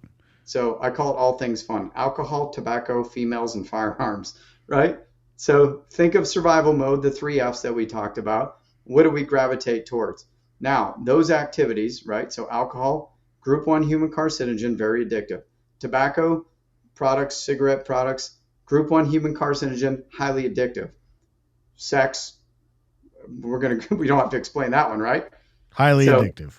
highly addictive, but also the leading cause of oral rectal cancers are STDs. So 3 things right there that we love doing are also the 3 big drivers of cancer and dysfunction, metabolic dysfunction in the body. And we use that to cope with our stress and trauma. So it's like adding gasoline on a fire, right? So you think that drink will take that edge off, and then I go to bed and my body's trying to process poison all night long. I'm not getting any repair or maintenance. You wake up the next day feeling like crap. And then you repeat that cycle every day. Do you think you're working on maintaining and balance performance, or you're degrading performance slowly over time until it becomes the trip to the hospital with a heart attack, with the DUI or the divorce or any of those things, right? You're slowly setting up for failure. You're in survival mode. You're not rebuilding, bouncing back, and moving forward. You're not thriving. And so first responders have the same type of cancers and suicides as our military, right? Not from the same exact things, but it's the environment and the lifestyle of that person. And it's a stressful environment, and it applies to everybody. So you hear the term operator syndrome all the time. It's metabolic syndrome. It's high allostatic load, chronic, unmanageable, helpless, hopeless, powers to change the outcome of a situation, trauma. All those things that we get in those environments have the same physiological effect on every human. So it's not just operator syndrome. We got a couple of things in there that are unique to operators, but this affects everybody the same. So let me throw another one on there, another factor on there. When you look at my career, I'm at 16 years. I'm not out answering calls every day now. I'm not going from that call to call to call to call. Yep. What people in my position and later in their careers, we know what the bad guys are going to do. We know no matter what the job. And like I said, I'm not out in the street every single day. But you start to look at other things. The public does not like law enforcement. And we hear it over and over. We talked about the media. We talked about polarization, all of those kind of things. If the past couple of years have taught us anything about the riots that happen in cities, they burn down major cities, things like that. When you take that into effect and you look at, now we think that the public's against us, or the person is carrying that in their rucksack thinking about that. They're not worried about what the bad guy is necessarily doing, because the bad guy is going to be the bad guy. But then they start worrying about senior leadership. They start worrying about if their job's going to be around, if the pay is going to match to what's going on around the world. You get all these different kinds of factors that aren't necessarily that call-to-call basis. How are we working on dealing with those things? That's a very good point. So we'll tie that into trauma and moral injury, right? So when you're already in a bad situation, the only thing you want to hear from someone is, I got your back, right? But if you're in a bad situation and you have that person in the back of your mind saying, they're going to ruin my career, they're going to, think about what you guys are just talking about, right? With law enforcement. If I do this, am I going to be, on Fox News or CNN getting called the bad cop because I had to defend myself? If you go into that situation with those things in the back of your mind, that is horrible, right? Not only you're not focused on what you're supposed to be doing, but that's that moral injury of betrayal. Like, I have to worry about the people that are in charge of me, that have power over me, making one mistake, right? Zero defect environment, whatever it is, that weighs on you more than it's the worst form of stress you can endure as a human being. Hierarchical stress with people holding power over the top of you, right? So being in a situation where you're helpless, hopeless, powerless to change the outcome of the situation, and you have that fear in the back of your mind of somebody is going to punish you or make you pay for that. That's like sexual abuse or rape, right? Where you're in an abusive relationship where you don't feel safe and someone has power over you. That wears on you on time. That's the worst form of stress any human being can endure. That's not just a military problem. That's an everybody problem. And so think of all the careers where you're in when someone holds power over the outcome of your future, right? Or your family's well-being, right? If I do this, I'm going to lose my job. My family loses their benefits. My kids are screwed. Like, you have that in the back of your mind where you can't focus on your job. So imagine if the entire military had that on the back of their mind the entire time we're fighting the war. Well, if I shoot the bad guy, it did happen with some rules of engagement. Certain years, I'll leave it at that. where everything you did was under a microscope or an ISR platform, where you knew people were looking for you to do something wrong. And you're just like, we don't even want to go do these things because we know someone could possibly punish us for doing our job. So you never want that in the back of your mind as any person that's putting yourself in harm's way. Morally and ethically, you should do the right thing all the time. So you shouldn't be worried about that aspect of who's watching you. But shit happens. Mistakes happen. If you're in a zero defect environment, you're walking on eggshells every day. That's no way to live. That wears you down. That's that gas pedal mashed to the floor. And that's that thing going on in the back of your mind 24/7, telling you all those bad thoughts of why you should be worrying or ruminating over them. I heard you say one time, and you said it was even a little cliche when you said it, but when you accept that your death is imminent, that you can focus on what you're doing, that when you accept it into you, you can work on it. Yeah. And I just thought of that when you were saying that, though, when you can't focus on the job at hand, or you're worried about a mistake happening, or it's not the same as accepting your death, but would it be the same thing to compare it to, say, accepting your fate? I mean, at the end of the day, it's do what your rank can handle, right? For you being in law enforcement, whatever, is like, you should never sacrifice your moral and ethical guidelines and codes for a paycheck, ever. And if you feel like you're in a position where your career is not aligned with your values, then you should probably find a new job, right? Because that thing's not worth it. I think that's where after the pandemic, it really helped people reflect with that time at home of, what do I want to subjugate myself to for the rest of my life? That's like where we had that huge, what do they call it? Quiet quitting or whatever the hell it is, where people are in quiet firing, whatever it was, silent firing. Like, people just universally understood there's more to life than a paycheck. There's more to life than forcing myself to run into gunfire every day for what? Like, I think one thing that came out of the pandemic was that, like, people had some time to reflect of, where on the scale does my family and my life and my future, or is this just a paycheck? If you're doing a job you love doing, it's not just a paycheck, and it goes with your values and your morals, then you have nothing to worry about. But if you're in any environment where it goes against your moral and ethical code and it becomes a paycheck, you're going to be the person that's at higher risk for that moral injury or those things happening to you, because you did it to do it, right? Not because that's where your heart was or whatever. So, I mean, law enforcement, why are you there, right? You wanted to help people. You wanted to make a difference. But did it get politicized? Did things started, think of those police departments, like, think of Chicago. Like, that's like Chirac, right? Like, you're in gunfire every single night. And what am I doing this for? How much? Why am I here? I'm not, like I said, I don't envy any police officer in today's day and age. I don't, because you're literally cannon fodder. And then politicization is making people want to demonize police and dehumanize police. They're becoming targets. And we've watched it happen. It's a straight up curve, right? With officer shootings over the last 3-4 years. It's incredible, not incredibly good, but it's like horrible, but incredible at the same time. People don't realize what had happened. Remember, we talked about those techniques of it's like the steps to genocide. You ever hear about that? Like polarization, dehumanization, treat them like subhuman. These people are the enemy, and then everyone next, yeah, they're the enemy, and then fuck the police, right? Like, think, like, what was that? I can't remember what it was during the riots, but it was something about the bacon cops, whatever it was. Remember the chant? There were a ton of them. Fry like bacon, whatever. I can't even remember, but it was like I was hearing this on mainstream media, playing, watching the polarization happen. It was like, this is straight out of our playbook overseas. Like, we're watching this happen right here. I would hate to be that cop right now. Like, would not want to be that guy, right? That's a moral injury for police officers. Right. And I think, guys and ladies that have my time on have been, through it. I think it's the same in your career field. We kind of know the lay of the land. We know where to move to. We know how to deal with situations and adapt to situations. Where I worry about it is new people coming in, that it's going to blast them in the face, and they're coming in thinking it's going to be one thing, like you said, when you get dropped into Afghanistan, and it's a whole new world, and you're seeing a very narrow, they can't take in the whole picture. I think that's why we're not meeting recruiting standards. I think that that's happening not only in the military, but in law enforcement and first responders too, because we have closed down that peripheral vision so much and focused on just the hardcore things that are happening. Right.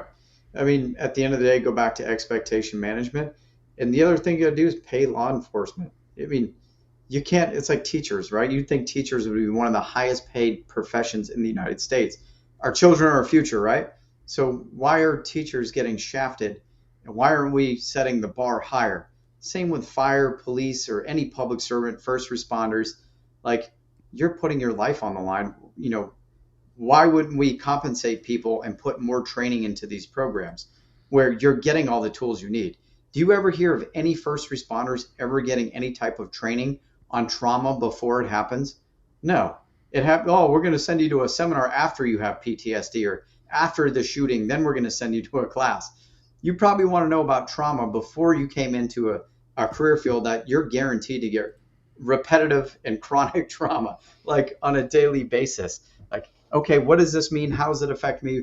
When is too much, what does too much look like, right? When do I need to raise my hand and do something about it? We don't do that. That's like, there's no instruction manual for the operator, right? There's no instructions. You're like, hey, we're going to teach you about law enforcement, but we're not going to teach you about how law enforcement affects you.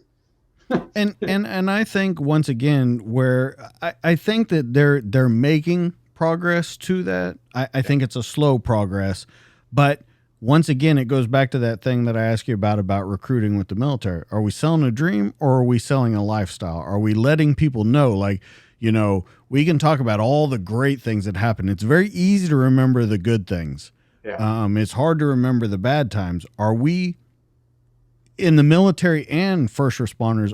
I think that I'm very worried that we're selling a dream, not a lifestyle anymore, and letting these people know this is what you're really signing up for. And it goes all the way back to what I said in the very beginning to you, that you took a different approach to it. You said, this is going to be a lifetime for me. I need to make sure my shit is straight before I go into it. Absolutely. And that's that whole expectation management. And that's what we should be doing. We do it with the professional sports, right? Hey guys, we're going to train you up to this level and we're going to get you here. And then you have to maintain that. It's all managed for them, right? Like, once you're recruited and put in professional sports, the whole wellness part is pretty much managed for you. You have a coach and a mentor for every aspect of your life, whether it's sleep, nutrition, everything is, hey man, we want you to be optimal, because guess what? We got a lot invested in you. You're a commodity. So we need to keep you at this level. We're going to provide this level of maintenance for you. The military does not get that. Like, that whole wellness part of all those things being managed, I call it the other 23 hours. So imagine we go to the gym at work or these training centers we go, and get tuned up at and get all these workouts. Then it's that other 23 hours. What are you doing to yourself? I'll tie that back to the toxic exposures and the sleep disorders and all those things, right? So the other 23 hours, is that managed for us, or is that something we manage on our own? We figure out as we go. Like, I didn't get any classes about toxic exposures. I didn't get any classes about sleep hygiene. I didn't get any classes about relationship management, of how the job was going to affect my relationships. Literally, like I said, back when I came in, it was, if the military wanted you to have a family, they'd issue one, right? Like, that's not our priority, is your family. But they figure that out later. That's why we have preservation of the force and family POTF. But it was like one of those things where it's like, man, I wish I had this information 20 years ago. And so we're taking that information that all of us senior operators have said, wish I had this information 20 years ago, we're putting at the beginning of the career. So they're getting that information about the health and the wellness, the human performance, and then the wellness aspect. Human performance is what we associate the gyms with, and then the wellness is what we associate that other 23 hours with that we're not in the gym. And that's sleep. It's controlling your controllables, right? It's understanding what's in your environment, what are the hazards in it, toxins, carcinogens, whatever you want to say, stress, trauma, how's that affect me? What can I do to prepare myself to go in that environment, to be less fragile, more resilient? And then also impacting, that's finances as part of wellness, education, relationships, spirituality, all those other things also fall in there, that whole human capital thing. And so how can we optimize wellness to get the operator more resilient and more effective on the battlefield, right? Military cares about a few things. lethality, readiness, retention, recruiting. Like those time, blood, and money, the other ones, right? Save time, blood, and money. But if you can figure out how to put all those things and increase readiness, lethality, retention, and recruiting by creating resilient soldiers that are way more prepared for their environment, understand their environment, so they actually invest in themselves and want to repair and maintain themselves and not run themselves into the ground because fuck it, right? Like that's how we were, right? I'm gonna put away wet and friggin' abused, right? Like I'm just gonna go until the wheels fall off till I can't do this anymore. And that's literally what I did the first time in my career. But I knew that there was more to life after the military, and so I sacrificed everything that I wanted to do, racing mountain bikes, lacrosse in college and hockey and all those things. Like I put all those things on the shelf to go do what I want to do. But when I retire, I want to go back and do all those things I love doing. And that was surfing, mountain biking, skiing, riding dirt bikes and doing all those things. I don't want to be a burning pile of shit when I retire. And oh yeah, cool. That's what I call it, the burning pile of shit, BBS. But like, I don't want to be that guy that's like, yeah, look at, put my ribbons up in my friggin' wall and be like, I don't want to live in the rear view mirror. Like, cool. Like I did that job. I love doing what I'm doing, but I'm not going to live in the rear view mirror. I want to live and I want to go do new stuff. I want to go back to living and doing all the stuff I sacrificed for. There's way more to life than just doing what we did in the military. Like I said, I didn't do it for a job. It's because I was doing what I love doing. And then I said, when it ever gets to a point where I'm not loving my career, what I'm doing, I'll walk out. I'm still doing what I love to do with a uniform. I'm still there. I could take a medical retirement any day. Right now, walk away, see you later, go take that 6-figure job. But right now, I'm doing what I love doing and I'm making an impact, helping people, which was literally the deal I made with God to get me back in the military. I was like, hey man, give me the opportunity to do this. I'll spend the rest of my life helping those that help me. And that was like, I had that on my paper, on my fridge. Like, what are you going to do? There's no such thing as something for nothing. What is your deal? What are you going to give back to? So I'm living what I said I would do. So I have zero regrets. I'm doing exactly what I'm supposed to be doing. That's my purpose. I figured it out and nothing's going to deter me from that. Let me do a quote from you, and then we're going to talk about human performance and wellness, and we're going to talk about Task Force Dagger, because I think that's the way to kind of wrap this whole thing up. Yeah. You said that there's no silver bullet. Every person reacts differently, and that's why we advocate for personalized, precision, and performance medicine. Now, as we all know, military-wide, law enforcement-wide, first responder-wide, and just citizens of the United States-wide, right, that doesn't happen. You started Human Performance and Wellness Program. You were asked to do that. You helped stand it up.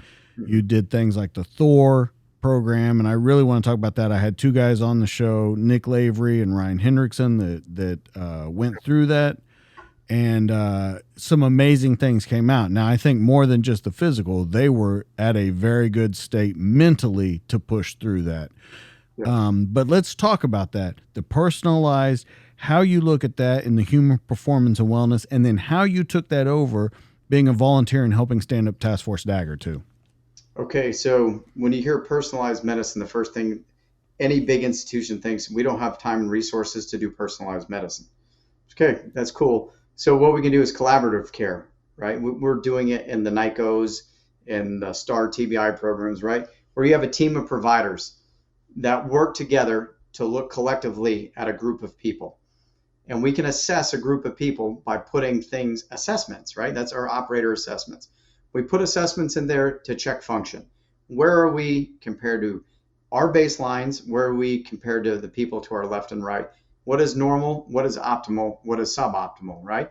We have to differentiate those things because not everybody's the same. So same medicine, we wouldn't do same battle planning and mission analysis, right? For operations, we do precision strikes. We do precision shooting. So because we can't have a massive amount of collateral damage. Medicine is no different. If you do one size fits all medicine, throw darts, just throw pills at it and see if it works. If it doesn't, we'll try something new. You're going to have a lot of collateral damage. And we've seen it. I mean, as we progress as a society, our life expectancy is declining. Obesity rates are skyrocketing. Alzheimer's is skyrocketing. Diabetes, all these chronic illnesses are going straight up. And we have more knowledge now than we did 50 years ago, right? So if we have all this knowledge, why are we getting sicker as a society, right? Because we're still doing the name it, blame it, tame it, bill it, refill it game. We're doing what medicine, not why medicine. We're looking at the disease, not the person. We're looking at the dysfunction, not the actual root cause of that dysfunction, right? So if we can look and understand our lifestyle and our environment, if we already know that 90% of doctors' visits are stress related, right? You can go to the CDC and look at that. If we know that, then how come we don't put emphasis into lifestyle and environmental medicine? If we know your lifestyle and environment are the biggest drivers of chronic illness and doctor's visits, right? The emergency medicine helps you after the emergency. They help you after you have the heart attack. Hey, 911, help me. Or, hey, I've got high blood pressure. The high blood pressure is the what? What is causing that high blood pressure? Did they go in and say, hey, you need to stop eating X, Y, and Z, or make sure you get this much sleep, get a sleep study, and do all those? It's starting to happen now because people are looking at the why, not the what.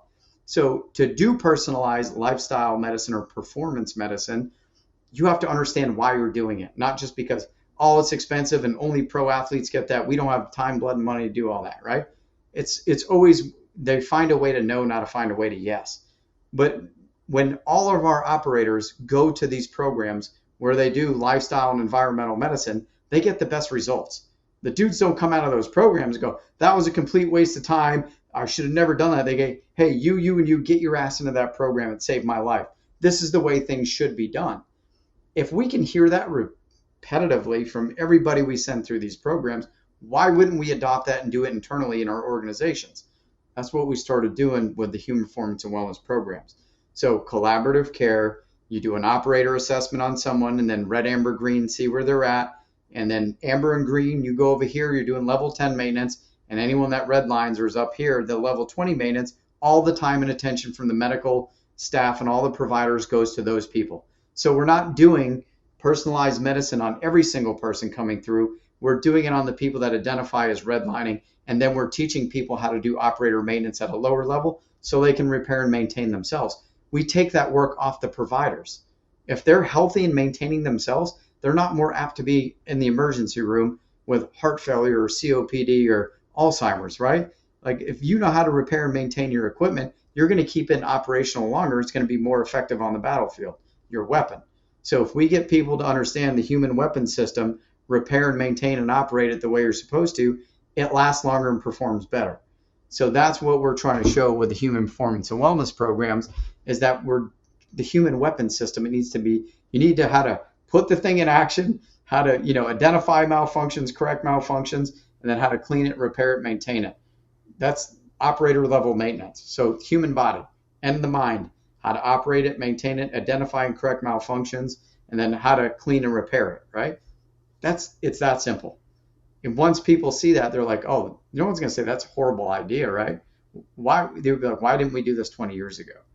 And that's where we're at now. There's the paradigm shift in medicine where it's going in full circle back to holistic health and wellness, right? The VA has what's called the Whole Health Initiative. It's holistic medicine for the VA. And a lot of people haven't even heard of it, right? The military has H2F, holistic health and fitness. Holistic being the first word in that. Holistic is the mind and the body. Remember the wellness part of that is teaching people how to control their controllables and how to be aware of their environment. So everyone's going this direction already, but they don't understand the why, they understand the what. And once people can figure out why we should teach people how to learn about themselves, their health and their wellness, and invest in it, it's preventative medicine. It's proactive. We're prehab instead of rehab. And then we can prioritize, think of COVID-19, right? Do we need to lock everybody up in their homes or only those at high risk?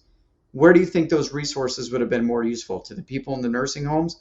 They were put in there and left to die, right? We didn't use our resources and prioritize those resources like we were supposed to. And we didn't teach people how to become resilient to a virus. We told them to either get a vaccine or socially distance or you're going to die. We didn't say, hey, cut alcohol and all these other things that drive inflammation, prioritize sleep. If you have untreated sleep apnea, get that taken care of now. None of that happened. It went total resilience on a drug or a friggin' shot in your arm. There was no lifestyle and environmental modification pushed. That's why a team of us that worked together created what was called personal protective lifestyle, personal protective nutrition. Two doctors I know did that during the pandemic, and we transferred that into the military with the health and the wellness post-pandemic, not just for COVID-19. So personal protective lifestyle and nutrition falls in with that operator maintenance. And that's creating resilient operators that perform better, last longer, and want to stay and be part of the community and not just be in survival mode, clawing, kicking, and screaming. Why are we so slow to accept things like the stellate ganglion block, different things that they're trying to make alternative therapies, alternative medicines? Why are we having such a hard time bringing that into the military? Why, and making it available to everybody, not just a select group of people? Implementations of bureaucracy in any government institution. We have great idea fairies. We can create the best things in the world, speed, time now, right? But implementing them and getting them in there is a bureaucratic process. So to get anything put into operation, FDA approved, randomized, double placebo, 10 years of studies, right? So we had Operation Warp Speed with the vaccine. That's unprecedented in our history, to get something from an idea into your arm, right? That never happened before. Take all politics out of it. It was a miracle that even happened.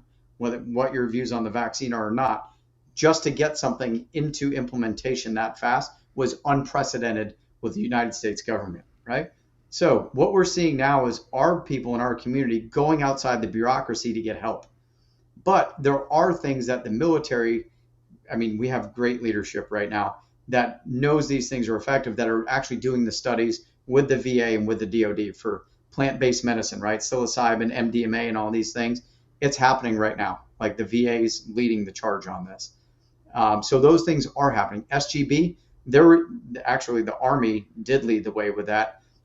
It was being used at special mission units for years. Fort Bragg does the most procedures for stellate ganglion nerve blocks in the entire United States. And they were getting... Yeah, Dr. Lynch and Dr. Mulvaney are trying to push it through really hard right now. Yeah. They have their clinic up in Maryland, I think. Yeah.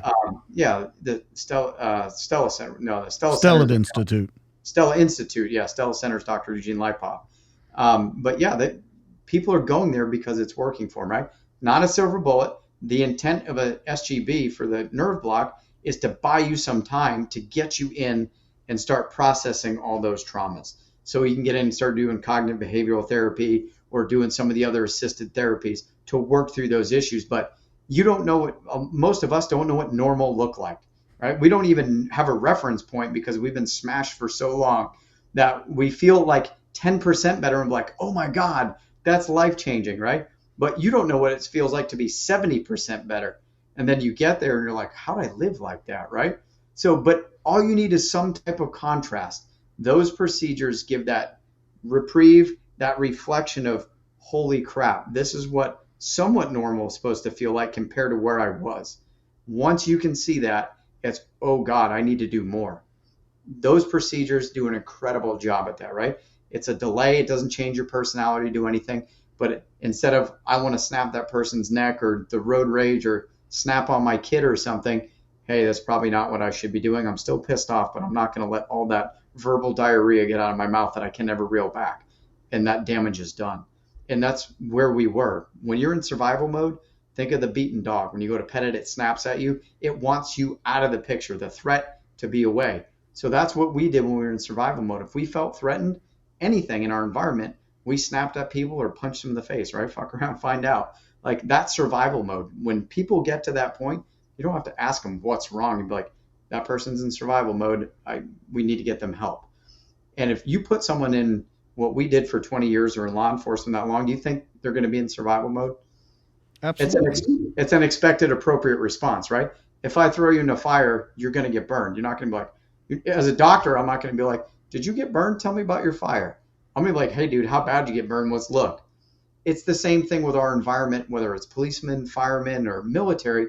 That environment we go in, that high allostatic load, is the fire. And if we understand how that fire affects us, we can start doing stuff for people to get them to understand what has happened to them and how to get them out of that bad place to get them back to living, not surviving. And that's, some of us might never thrive again like we used to, right? Just because of the wear and tear. It's not the age, it's the mileage. But we can improve our quality of life from where we are right now. We might not be that 21-year-old kid, smiling every day and living life to the fullest, but we can still live our life and enjoy it and, have a little bit of dysfunction. It's expectation management. We can't fully repair people back to where they were at 21 years old. We're not there yet, right? But we can increase their longevity a little bit, or their satisfaction with their life, their happiness, or their performance, even 10, 20, 30 to 50%. That's still not backsliding. You're not moving back and degrading in survival mode. And that's what people need, hope. And once you can give them that and show them just a little bit of improvement, that's usually enough for people in our community to go, okay, I'm goal oriented. I want to be further. Anything worth doing is worth overdoing, right? So we want to take it to that next level as high as we can. That's just who we are. And so you just got to get them that little bit of reprieve just to see that, hey, I can get better. I do have a way to recover from this. That's the hope they need to keep them grounded on this earth. That's what all those, whether it's psychedelics, plant-based medicine, SGB, hyperbaric oxygen therapy, whatever it is, that's why I say there's no silver bullet. Whatever it is that can show that little bit of improvement to give that person hope, and then get them into the right framework of, hey, it's time to transform you, not change you. You need to take ownership of health and action and actually understand that everything you're putting in your body is either fighting your health or it's creating your health, right? It's either fighting disease or fueling it. It's either fighting inflammation or fueling inflammation. If you can understand food as information and programming of what's going on in your body, or what you expose yourself, whether it's toxins in the environment or relationships you're in or a job you're in, how it's affecting you, then you can't protect yourself from that environment.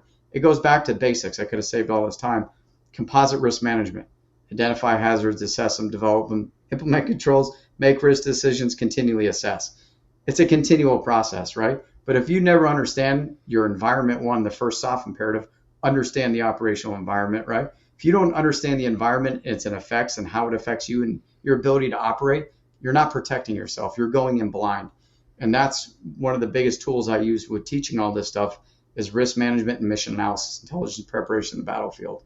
Like if you understand those two things as a soldier, apply it to health and wellness, you get the same results. Preventative, proactive, and it's there for force protection to keep you alive. Well, and the hyperbaric that you talked about, I had never heard about that until your friend Johnny came on the show and was talking about it, and he's a huge advocate of it. So it goes to show these guys from all around this world, small or as big as you want to say it, like you said, no silver bullet, but there are different things. And I talk to guys every single week, and each person is different on this is what helped me. This is what made me go the next step. And everyone, though, is pretty much on that same thing, that it doesn't cure all. Even when we talked about Dr. Lynch and all those guys, they say this isn't the cure all. This just gets you going towards what will be the cure all in the end. I said you're exactly right. And that's how I view all those things.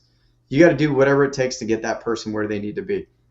Every patient we see in our program, they have a lot of the same operator syndrome type stuff, but there's also a lot of stark differences, whether it's infectious disease, toxic exposures, or childhood trauma. They're all different. It's like a cake, right? The recipe is going to be different, all these people. That's why you have to look at all of those things.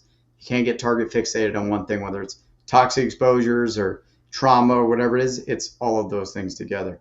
So let's do, for the final thing, let's encompass everything with Task Force Dagger and say what you're doing with that, how people can help, and what you're looking to do, because there's a lot of ways to give to this organization. But let's talk about what they do, the immediate needs, the joint recovery team, the health initiative, and then how people can help this organization continue to do good work.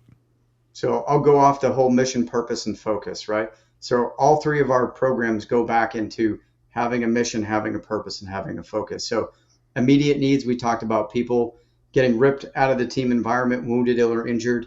Something happens to them, they get pulled out of that environment, they need help.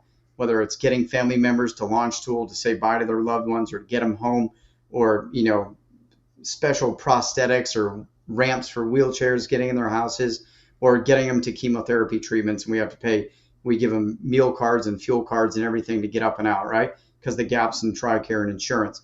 That's our immediate needs. It's like the 911 button of, hey, these systems aren't covering this, we're going to fill that gap. So that's first program. Second program is the recreational adaptive events, and that's getting people back out into the environment, most importantly with the people that they miss being with when they get wounded or injured, right? And not only that, integrating the family into that as well. So it's really important. I'm going to go back to this again, why the family component is so important. If you asked your kids, your wife to write your resume, do you think they could do it? He's did they think, Right. responsible for X, Y, and Z, did X, Y, and Z, and all those things? Right. Right. They know dad army guy, right? So your kids have one perception of who you are. You have a perception of who you are. Your wife has one, but you guys don't get to see all aspects of those when dad's away at war. What's the family do? Reintegration. So we do all these events together.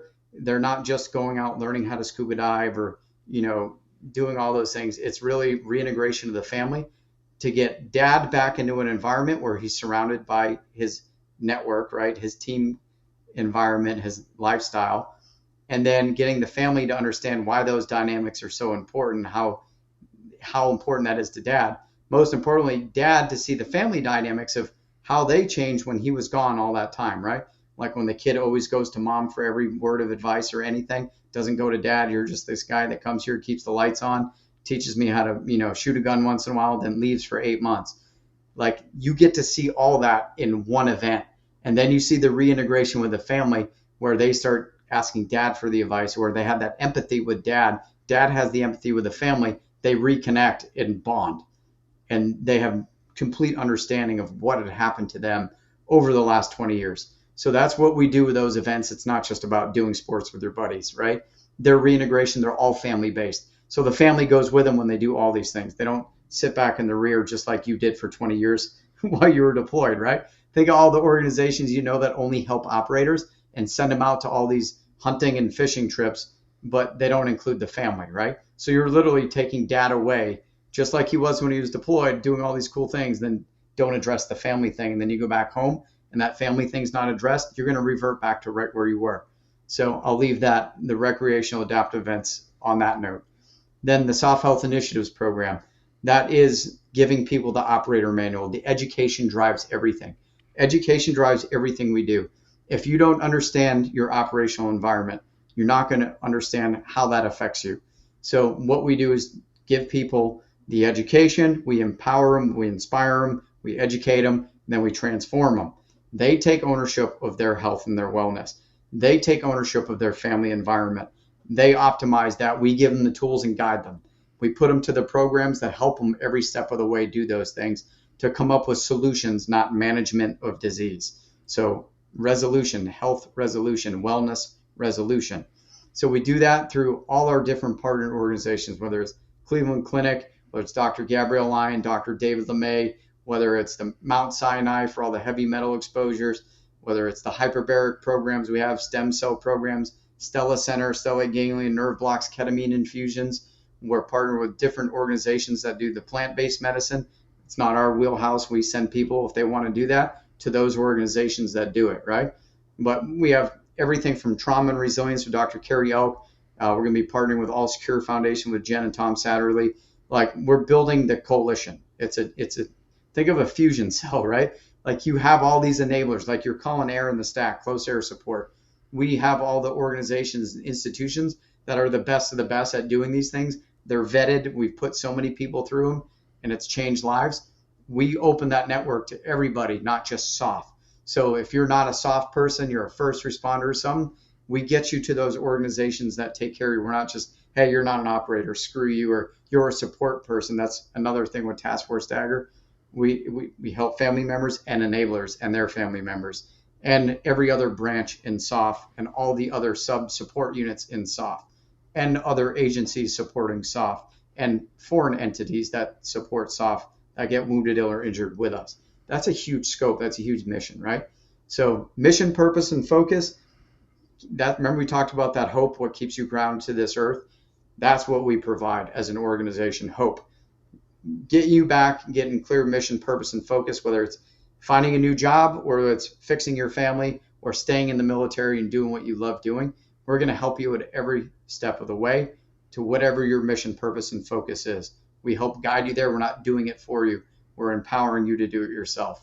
That's amazing, especially hearing that you guys are going to be teaming up with All Secure and Tom, and you got Chris Van Zant that's helping him out too. And I mean, those guys have a story, if you haven't heard it, that you really need to hear, because just like you, they can speak from experience and tell you this is the real deal. This is what happened. So it's amazing to hear that all these organizations are coming together, because I think just like you said about the medicine, there's not one silver bullet for figuring out how to help the family, how to help the individual. And when you bring them all together, there's so many different routes that people can go down. And I think it's giving a lot of people hope that maybe at one point thought that there was no hope, but that there was no way to go back from where they were. So let's talk about where people can find you, where they can hear more of your story, and how they can help out with Task Force Dagger. So LinkedIn, or you can find my Geoff Dardia on LinkedIn, or you can go to taskforcedagger.org, look at Soft Health Initiatives program. There's a video in there explains, how I got where I am and how I started the program for the foundation, how the foundation helped me, and that was my way of giving back. You can find me on the Soft Health Awareness page on Facebook, or on Instagram, soft_health_initiative. And I got all that information up there, but you can Google my name, look at all the articles I've done, prior podcasts. Obviously that's where you got a lot of information. So Google's a good way to learn about what I'm doing and where I'm doing it at. Yeah. And that's the way that you find out, you got to go around everywhere that you've spoken before, because I think even listening to where you've spoken before, there has been an evolution of what you were speaking about, where you started out and to where you're speaking now, and how the organizations have grown. It's really great to hear that kind of stuff. So, guys, that's where you can find all of that. Of course, it'll be on the website. You'll be able to hit on all his links, be able to find him, be able to help out with Task Force Dagger. Like I said, there's a ton of ways to help. And when I looked at that, there was some amazing stuff, the wills, the trust, the stocks, estates giving, all that kind of stuff that was associated with Task Force Dagger. So the last question to you, what are you doing now, and what's next for you? So what I'm doing now is I'm the senior leader for the human performance programs for the Special Forces Regiment, CA PSYOPs 528. What I do when I retire, I'm going to continue the same thing, right? I'm finishing my health coaching here in March. I'm going to knock out my 2 degrees. I got 9 classes for both my degrees, and then start setting up for running the program full-time, brick and mortar facility outside that works with health insurance or without health insurance, by, with, or through, to provide the best type of care to our community, not what's available, until the military gets caught up and the VA gets caught up. My goal is to work myself out of a job. I don't want people depending on me for their health and wellness. So work myself out of a job, have the problem fix itself, and go on back to mountain biking, surfing, and skiing, and family. Well, Geoff, you have an amazing career. You have an amazing story, and I'm so glad that you came on here. I'm honored that you came on here and told your story. Guys, that's going to be it for this week. If you want more of me, you can always find me on Instagram at the DTD_podcast. You can find me on Facebook at the DTD podcast. You can find me on YouTube, where all these conversations are in video form, at the DTD podcast. Don't forget, though, go to dtdpodcast.net. That's your one-stop shop. That's where you're going to be able to find this episode page of Geoff. It's going to have his pictures. It's going to have his links. It's going to have his bio. Everything you need to get a hold of him or to find out more about his story will be on there. So don't forget to go by there, dtdpodcast.net. Also, don't forget, go buy our sponsor, Police Coffee, at policecoffee.com.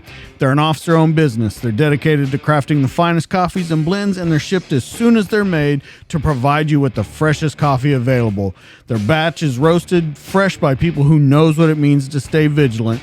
And their specialty coffees, including pumpkin spice, because it's fall right now and everybody loves pumpkin spice. They don't waste one drop when flavor is concerned. Their coffee's some of the best you'll find, and it also serves an important cause. They give back to our community. 50% of their profits go towards helping family members of police officers who fell in the line of duty. So don't forget to go by policecoffee.com, order what you need from them, and use DJK10, and that will give you 10% off your order. Like I said, guys, that's going to be it for this week. Make sure you go check out Geoff. Make sure you check out Task Force Dagger and see everything that they're doing to help out people get back to where they know they need to be. That's Geoff. I'm DJ. This has been the show. We'll catch you guys on the next one. See you later.